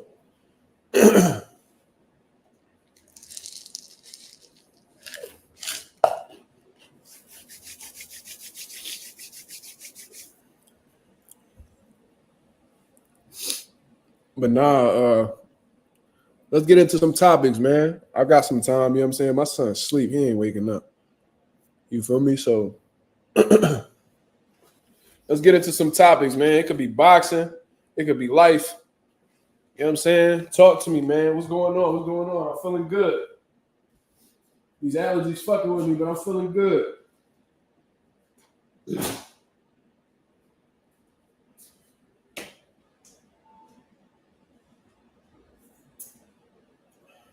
I'm feeling good.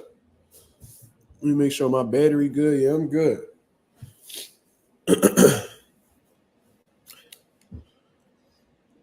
You say you lucky, it's a blessing to have a lot of family. Hey man, it is, bro. It is, man.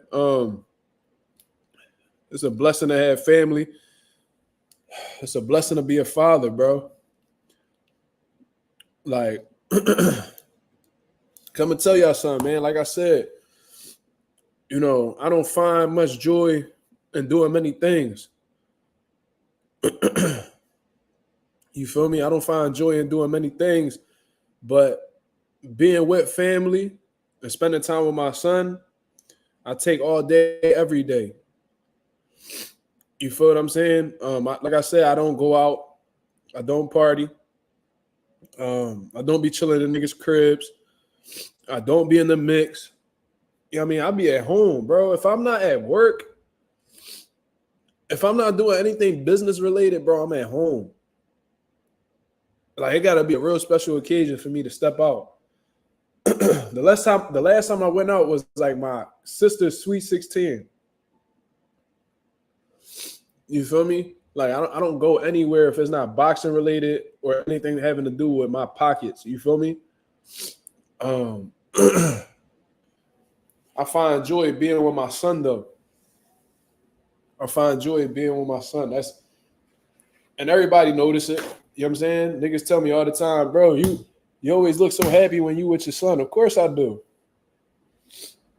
That's me, bro.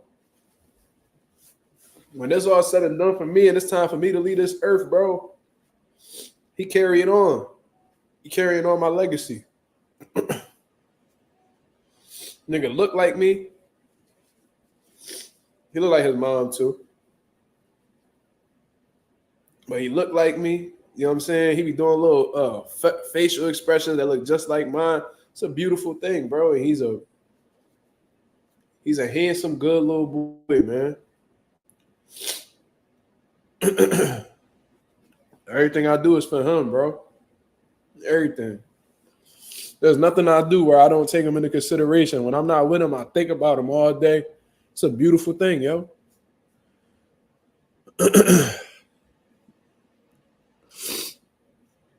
Yeah, bro. Bring you a different type of happiness. Do y'all believe the Joshua Wilder Fury era of heavyweights is over?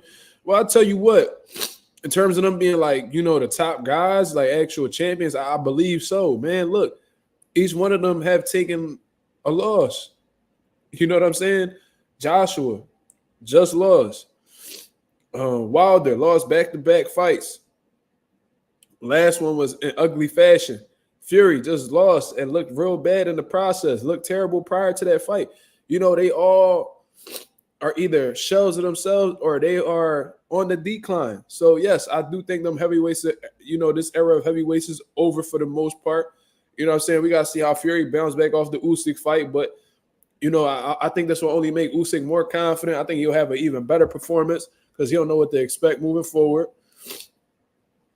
And I've been telling you guys that I think that those fights with Wilder took a lot out of Fury, just as much as it took it out of Wilder. And he's not who he typically is. I dropped the link several times. Lorenzo, you ain't see it?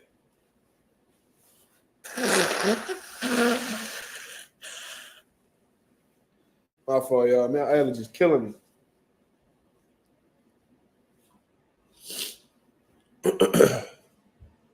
You know what I'm saying? So, I think it's safe to say that each one of those guys are past their prime.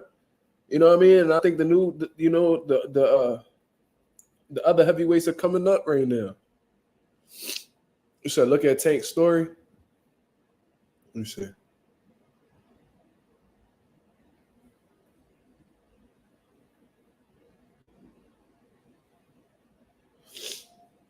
Where Tank at?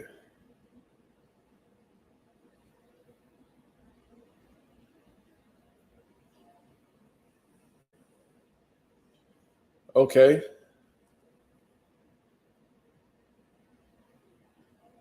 What about it?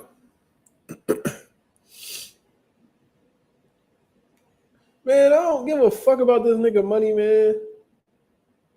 That's what you showing me.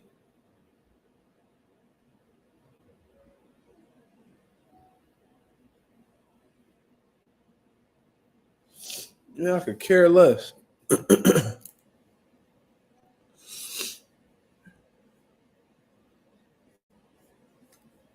I'll post the link again. Fuck it.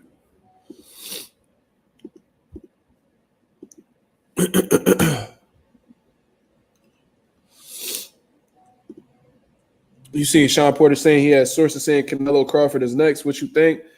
I mean, first of all, I don't think Sean Porter really knows what it is for real.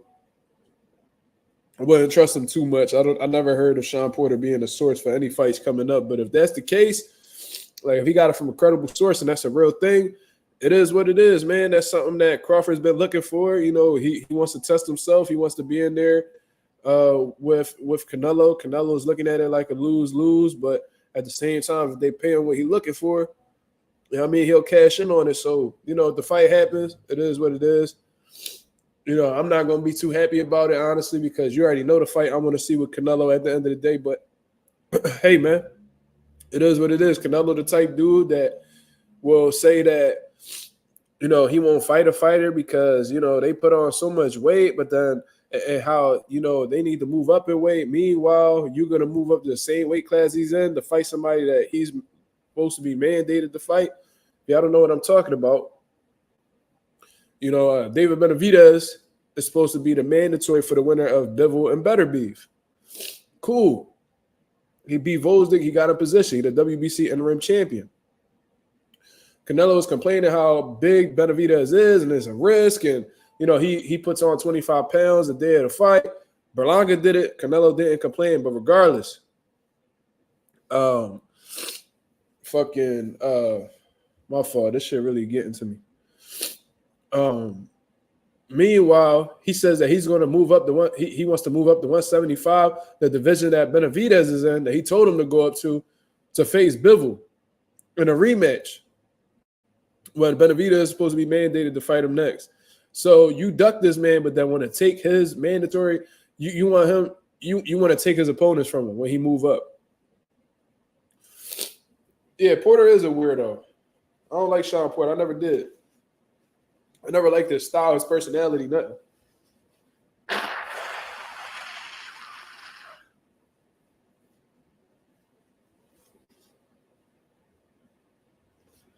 He wearing a big ass tie, them thick ass ties and shit. This nigga got a triple Windsor knot on his fucking neck, bright ass fucking blazers with the. Man, he's fucking corny, bro. He's corny. Even his fight style corny. His swag corny. He ugly. Nigga got them fucking tight ass Pusha T braids. Mouth bigger, fucking teeth bigger than his whole fucking mouth. This nigga have let his daddy tell him what to do when he a grown ass man. Sean Porter's a cornball, bro. He always been. But I always respected him for doing what he did, though. Fighting everybody. And beating some good guys, too.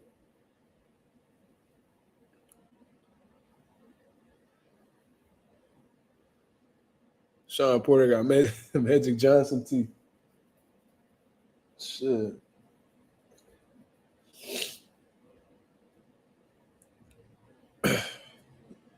Sean Porter really put that shit on and be thinking he fly, though. That'd be the craziest shit in the world. Like, bro, your girl be lying to you, cuz. Gotta be. And be thinking he fly. That'd be the craziest shit in the world. Like, bro, your girl. What up? I can hear me in the background, bro. What up, family? What's up? What you want, nigga? No, I'm chilling, man. I'm chilling. Hold on. I got so I'm watching y'all on the TV, but I gotta turn it off because it is like way fucking off from what I'm telling you. So I'm hearing you on the phone and I'm hearing you on the TV. So I had to turn the TV off real quick. But shout out to the nation, man. Shout out to the family. Yes, sir, man. What you want, bro? You good? I'm chilling, man. I'm chilling with the fam. The fam over there running around. I had to tell them to go fuck off somewhere real quick. But my boy Lorenzo all the way out in Japan. Shout out to the boy Lorenzo. Man, shout out to the nation, man. What time is it over there? Right now it's one about to be 1:15 in the afternoon. Sheesh, it's 12 in the morning. I got the day off. I had to work. I worked yesterday. But that was overtime, so I'm chilling today. I'm supposed to have 3 days off, but I've been doing a lot of overtime because I'm trying to take my family to Tokyo Disney for my daughter's third birthday. So I've been just working, just busting my ass. Man. Yeah, you feel me? I feel that, bro. Gotta put that pain in to make sure your kids got great memories, bro. That's good shit. Absolutely, brother. Hell yeah, man. Yep. That's what fathers do. That's real shit. Yeah, man. I ain't gonna hold y'all, man. I learned a lot from y'all, man. Just listening to y'all, man. The way y'all talk, especially you, man. I learned a lot from you. Just the way you talk, man. You a real motherfucker, man, for real. But appreciate it. I don't even know what to talk about, man. I just got on here because I don't got shit to do. Nah, I feel you. All right. No. I mean, since you on here, what you think about the fight? Talk about anything. Which one? The Daniel Dubois? No, I wanted Daniel Dubois to win. I ain't gonna hold y'all. I never liked fucking Anthony Joshua. and I started to pause. I started to respect Daniel Dubois. How you say his progression in his career? How he went from a nigga that was just getting knocked out here and there, and then he was like fuck. He went just from like getting like being a bitch to like being like, you know what, fuck it. Nah, I'm not no bitch. I'm about to show motherfuckers what I'm about. And he started getting KOs. He started fucking sitting down on his punches, started putting niggas on their fucking ass. And I respect Daniel Dubois for that, especially when he got on Big Baby out of there, even though Big Baby was definitely not, he wasn't really like trained for the fight. Like he really ain't, at least I thought he No, ain't really no, do what he was supposed to do for that fight, but he wasn't prepared. he wasn't prepared. Yeah, But the thing is, he still got in there, so that's on he him. still That's it. got That's cooked. Yeah, he still got sauteed, man. And since that, no, that's the thing though. That's what I'm saying. After that fight, I was like, yeah, nah, Daniel Dubois is like he outside. Like he outside. He really catching bodies right now. He not playing. He really, has he been on the KO streak since after his loss to Usyk? He's been on the KO streak, right? yeah. I think he. Like I all don't his know fights been. who he fought after Usyk. Did he get straight into the Gerald Miller fight? Let me check. I believe so. No, oh, did he? Yeah, I think he did. Yeah. I'll tell you right now. Yeah, after Usyk, they threw him right back in the mix against Gerald Miller. He stopped him, stopped Yep. Herkovich. So Yep. he beat 2 undefeated contenders in a row. Then he just packed up Joshua. Yeah. He Nah. fought Joshua 4 times. Yeah. Double pause. His name Double D. Pause. Yo, my man name is Double D. That is crazy. No, but yeah, he packed 2 dudes up that was undefeated, packed up the former unified champ. Yeah, nah, Daniel Dubois is outside right now, and you know what? That makes Usyk's win against him, his KO win, look crazy right now because he went on a rampage after that loss. Usyk beat both of them niggas that was in the ring that night. And you know what's crazy? Usyk's resume is really slept on crazy. He beat Marco Huck at cruiserweight. Who else he beat at cruiserweight? He beat a lot of dudes at cruiserweight too. He went crazy. He beat Tony Bellew. He beat he beat Tony. Yup. Smoked Tony too. Michael Hunter, I think. Did he fight Michael Hunter? Let me check. Shit, I'll tell you right now. Yup. He let me see. Tony Bellew, Gaziev, Bradis, Marco his cruiserweight run is crazy. He beat Michael Hunter. Yep. Yeah, but Usyk got probably one of the best resumes in boxing right now, to be honest. It's a slept-on one, too. A lot of niggas sleep on his resume, but his resume is crazy. In a way, his resume is fucking crazy, too. Heavyweight Chaz Witherspoon, Derek Chisora, Anthony Joshua twice, Daniel Dubois, and Tyson Fury. Yeah. Those last 3 names Fury on your resume, bro. Bro, having Joshua Derek Chisora ain't no joke too. He just got an upset win against some dude. I forgot what his name was. Derek Chisora just had an upset just recently. Derek Chisora been outside for years. He been ass for a lot of years, but he be having his moments. But it's the heavyweight division, though. It's the heavyweight division. Nah, he beat you talking about Joe Joyce. What up, Jay? What's going on, Zo? Yo, Jay Cash, what up, brother? What up, family? How you living, bro? How's Japan? I'm chilling, man. I'm living my best life. Hell yeah, I need to get back active in the group chat. I've been I swear to God you do. And shit. I swear to God you do. That should be we be lit over there. But yeah, man, goddamn. Dog, I kid you not, bro. That fight that earlier, man, like you said, it was a 50-50 joint. I thought that Anthony Joshua, in all honesty, prior to walking out, was going to dominate until I seen that nigga's face leaving the tunnel. But that was like the 2004 NBA Finals, bro. Detroit Pistons sweeping the Lakers. Lakers was supposed to wash them niggas. It was predicted to sweep them in 4 games or beat them in 5. Detroit came out and beat them in 5 games, bro. Yo, bro, I thought I wanted Daniel Dubois to win because I'm not an Anthony Joshua fan, but I figured that Anthony Joshua would win. I wanted Double D to win. Pause. No, they called him Triple D, bro. They called him Triple D. Was he not yeah, he triple D is yeah, Triple man. D. Yeah, you're right. Yeah, what's his name? Daniel Destroyer Dubois. That's his name. Dynamite.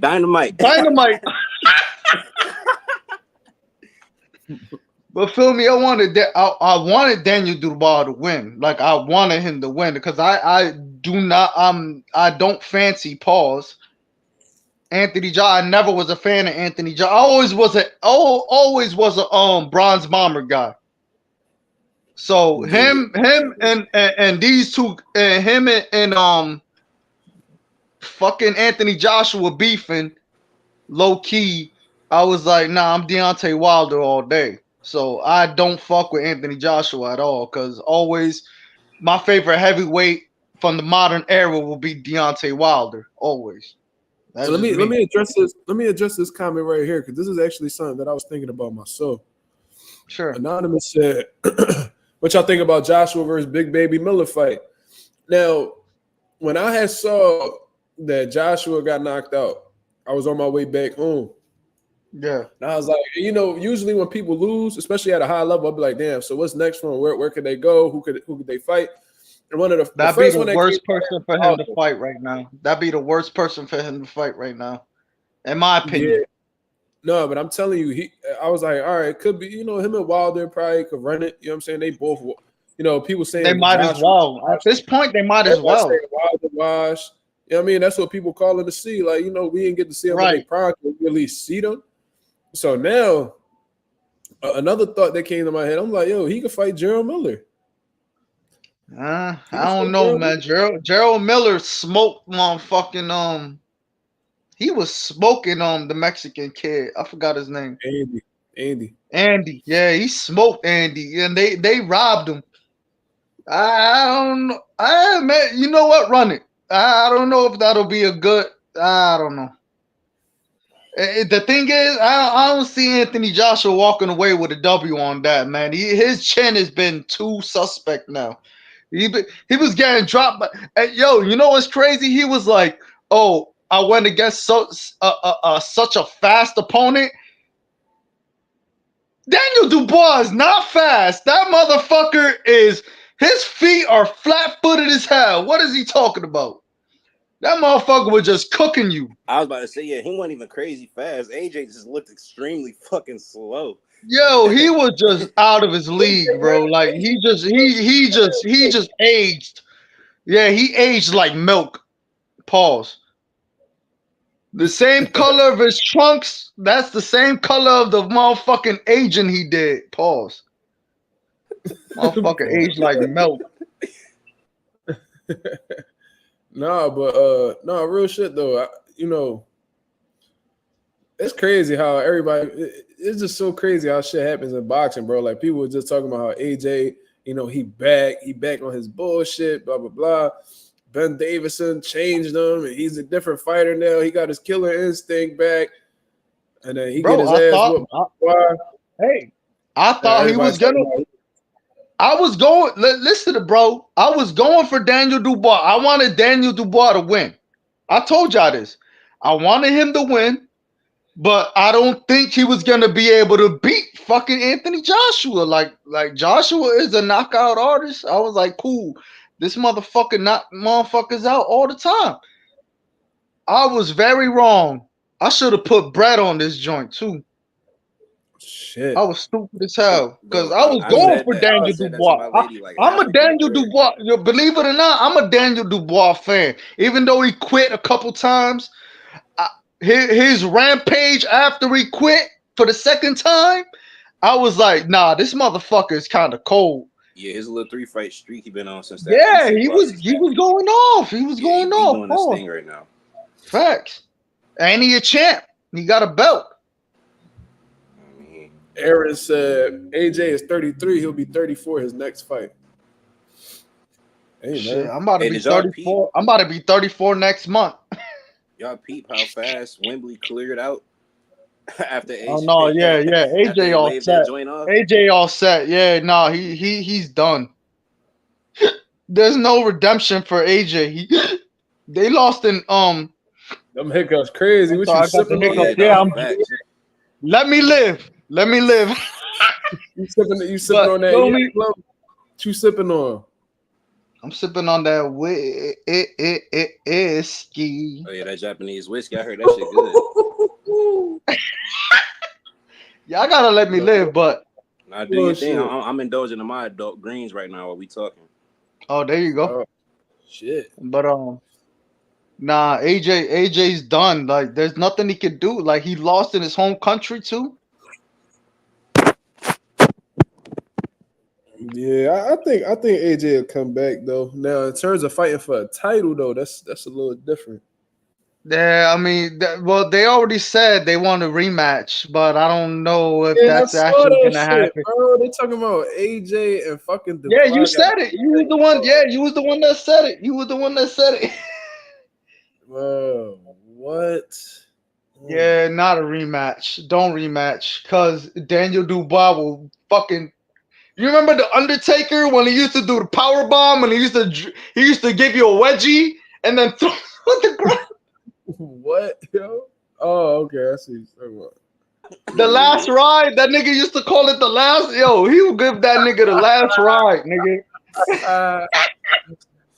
The fuck out of here. That nigga will get slammed on his fucking forehead. The fuck out of here. That nigga get slammed on his fucking head. That nigga AJ not fucking with Daniel Dubois. Yeah, he all set. Yeah, he gonna get smoked. Bro. There's no need a rematch at all. Like we don't need no damn. Nah, we don't. Hell no. I saw the highlight. And you know what's crazy? Cause yo, bros, I was knocked the fuck out. I woke up. It was like right before the fight ended, and then I messaged y'all. I was like, yo, hold on, this nigga AJ getting his ass whooped. And y'all was like, yeah, he getting smoked. I text Mark in the fourth. I'm like, the boy about to put AJ out. Like a minute into the fifth, I text Mark again, like, the boy just stopped AJ. Yo, I didn't know what the fuck was going on. I just woke up and then this motherfucker's getting his ass whooped. Yeah, bro. All right, man. I'm about to call it though, man, because I gotta take care of these kids, man. These kids over here. These kids, I can hear they saying "Papi, Papi." They waiting for me, man. Y'all have a blessed night, man. God bless y'all, man. Bro, be blessed, bro. Salute to y'all, man. God bless y'all, man. I love y'all, man. Love. Pause. No Diddy. I said pause. Nah, you good. All right, nigga. Bye. Nigga, I'll stay on a few more minutes and rap with you, bro. Oh, all right, yeah, I'm about to wrap it up myself. That boy Lorenzo. Say no more, bro. Fuck. God bless. Love. Slime, if you still on here, bro. Happy birthday. I'm gonna have to send him a little dubski or however much a little eighth of weed costs where he at. You know what I mean? Bless the cash app for one time. You know what I mean? But salute to everybody that, you know what I mean, tuned in and watched. Slime dipped off the fucking live after his birthday came up. He said, man, fuck this live. I'm about to go. You know what I'm saying? Remember the day his BM had BM had raided the chat and he blocked her? Yeah, that shit was hilarious. She sent an I'm outside text right at 12. That's why the nigga ain't been here. Oh shit. Yeah. I'm outside. AMG. I'm outside. Right outside. TT. Two turn baby girl, you know me. Yes, sir. She, you know, I mean, she spent the block. He folded.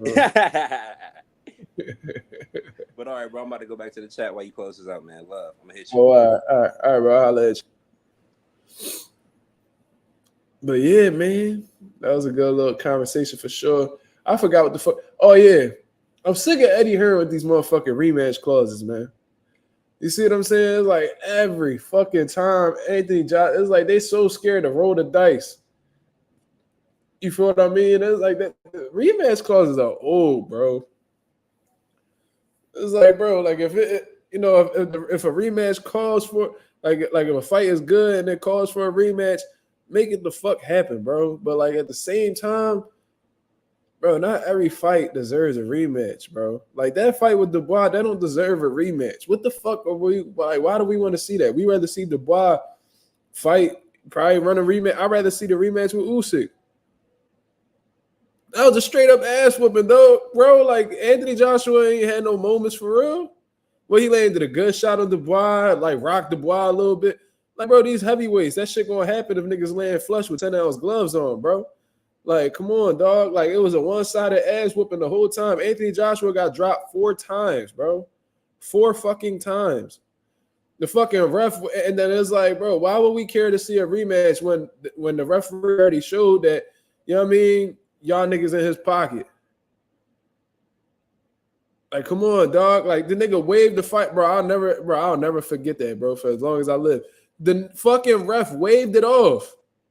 And then said, oh shit, never mind, fight.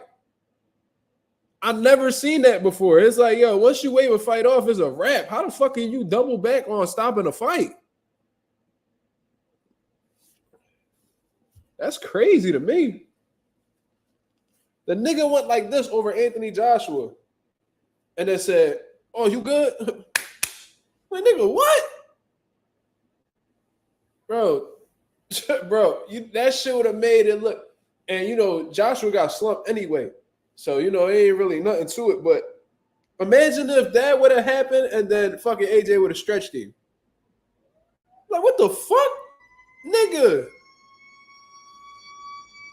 That's why I don't fuck with the fire department, y'all.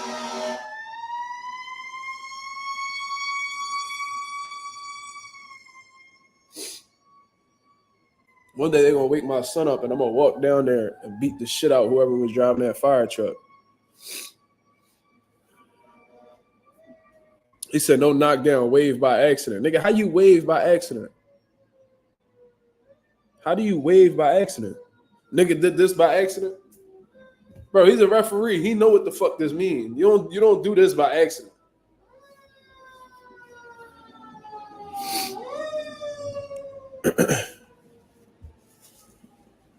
I've never seen a ref wave a fight off by accident. That's like a nigga throwing in the towel by accident. Oh shit, I ain't mean it. The fuck? He said no knockdown. All right, let's go watch this. Let's He said firefighters not heroes.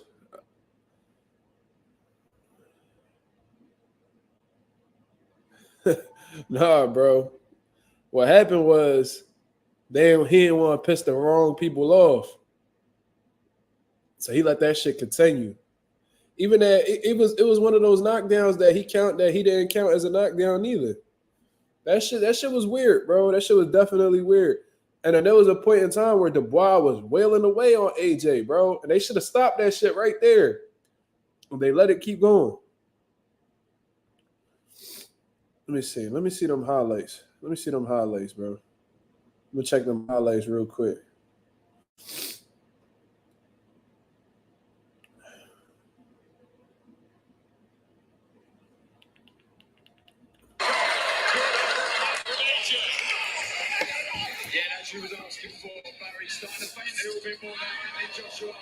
Pivoting around with his hands down. He goes backwards with his hands down, and Dubois catches him going backwards with an overhand. So that's a knockdown.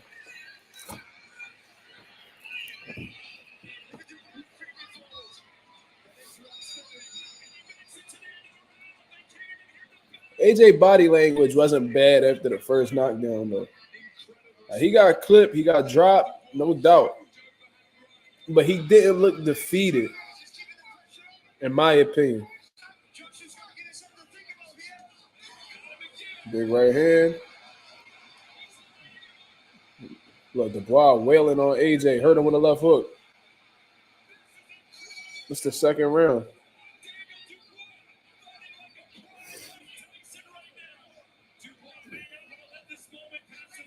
Good jab.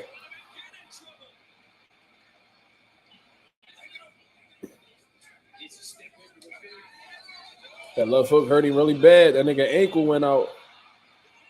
That was a knockdown right there, and they did not count that. When his ankle tweaked a little bit and he went down, that was a knockdown. His gloves touched the canvas. That is a knockdown. Wow.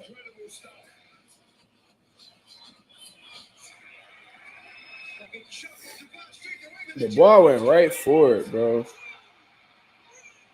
Dubois went right for it. He was not playing with that nigga, bro. No respect for him at all. Anthony Joshua trying to play it off. So that was the third knockdown.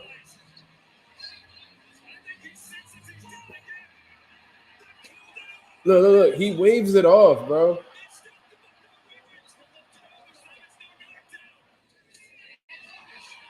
Ooh, that hurt Dubois right there. AJ hurt Dubois. That right here hurt Dubois. But Dubois caught his ass leg and put his ass out. Yo, that's crazy how this shit worked, bro. Because when he initially hurt Dubois, I'm like, fuck, this nigga about to beat him after that bullshit, bro. Now that I look at it, the referee, he looked like he was waving it as a slip. So I might take my words back on that. Let me watch that again.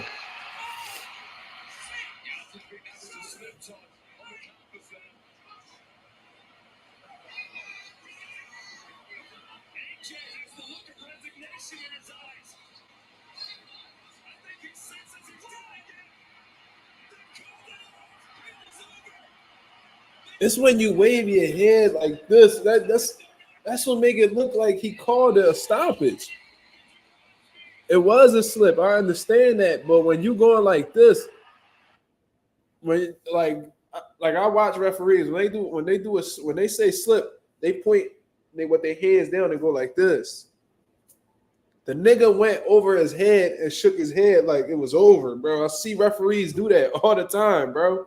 When referees stop a fight, they all do the same movements. They put their hands over the head and they wave they nod their head while they doing this. That's a fucking stoppage, bro.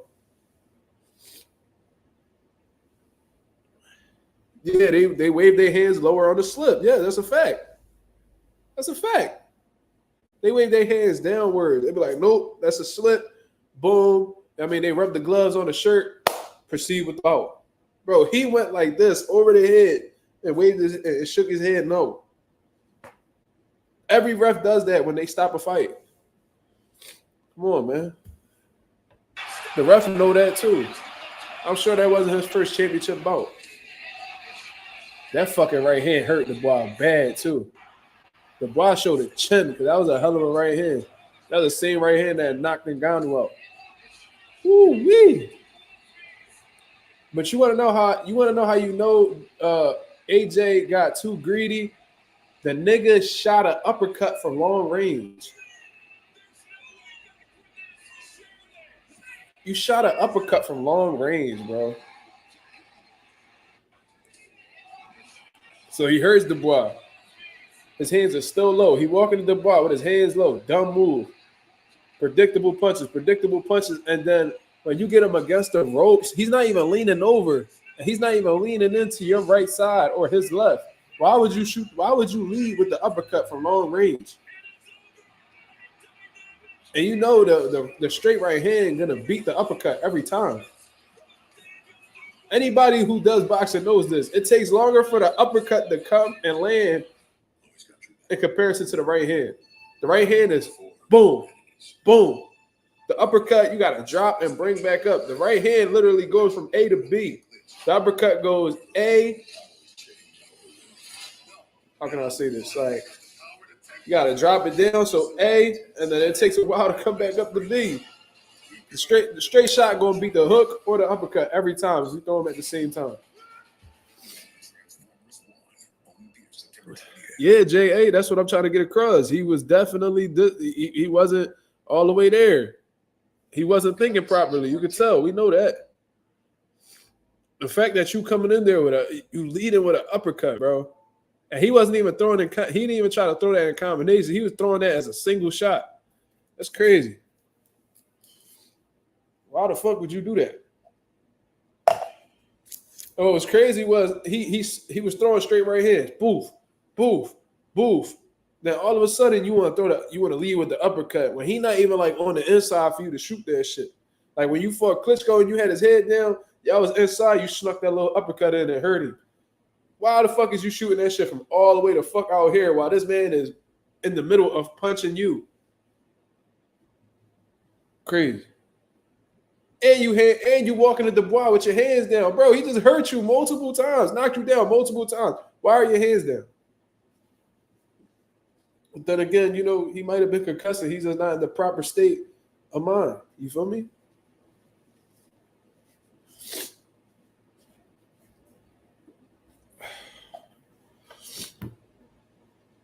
Let me see.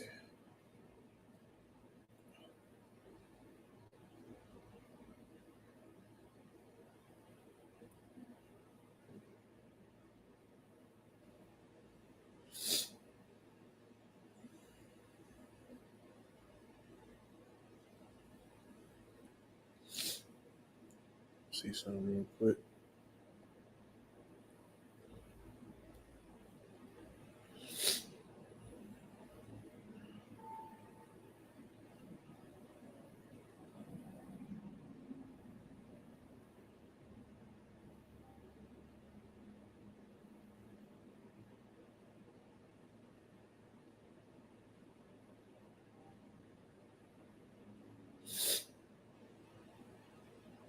All right.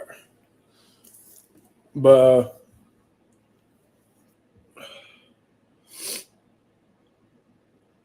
I'm gonna get up out of here, man. I'm gonna get up out of here and just catch up on some rest. You know what I'm saying? I'm gonna lay back for the night, man. Just spend time with my son. You feel what I mean? I shout out to everybody that came through and you know, contributed to the live and all that good shit, man. It was a great eventful live. We got some good discussions going on. Had our funny moments as well. You feel what I mean? Happy birthday to the boy Slime. You feel what I mean? But I'm gonna get up out of here. Y'all have a blessed, beautiful night. I'm out of here, man. Peace.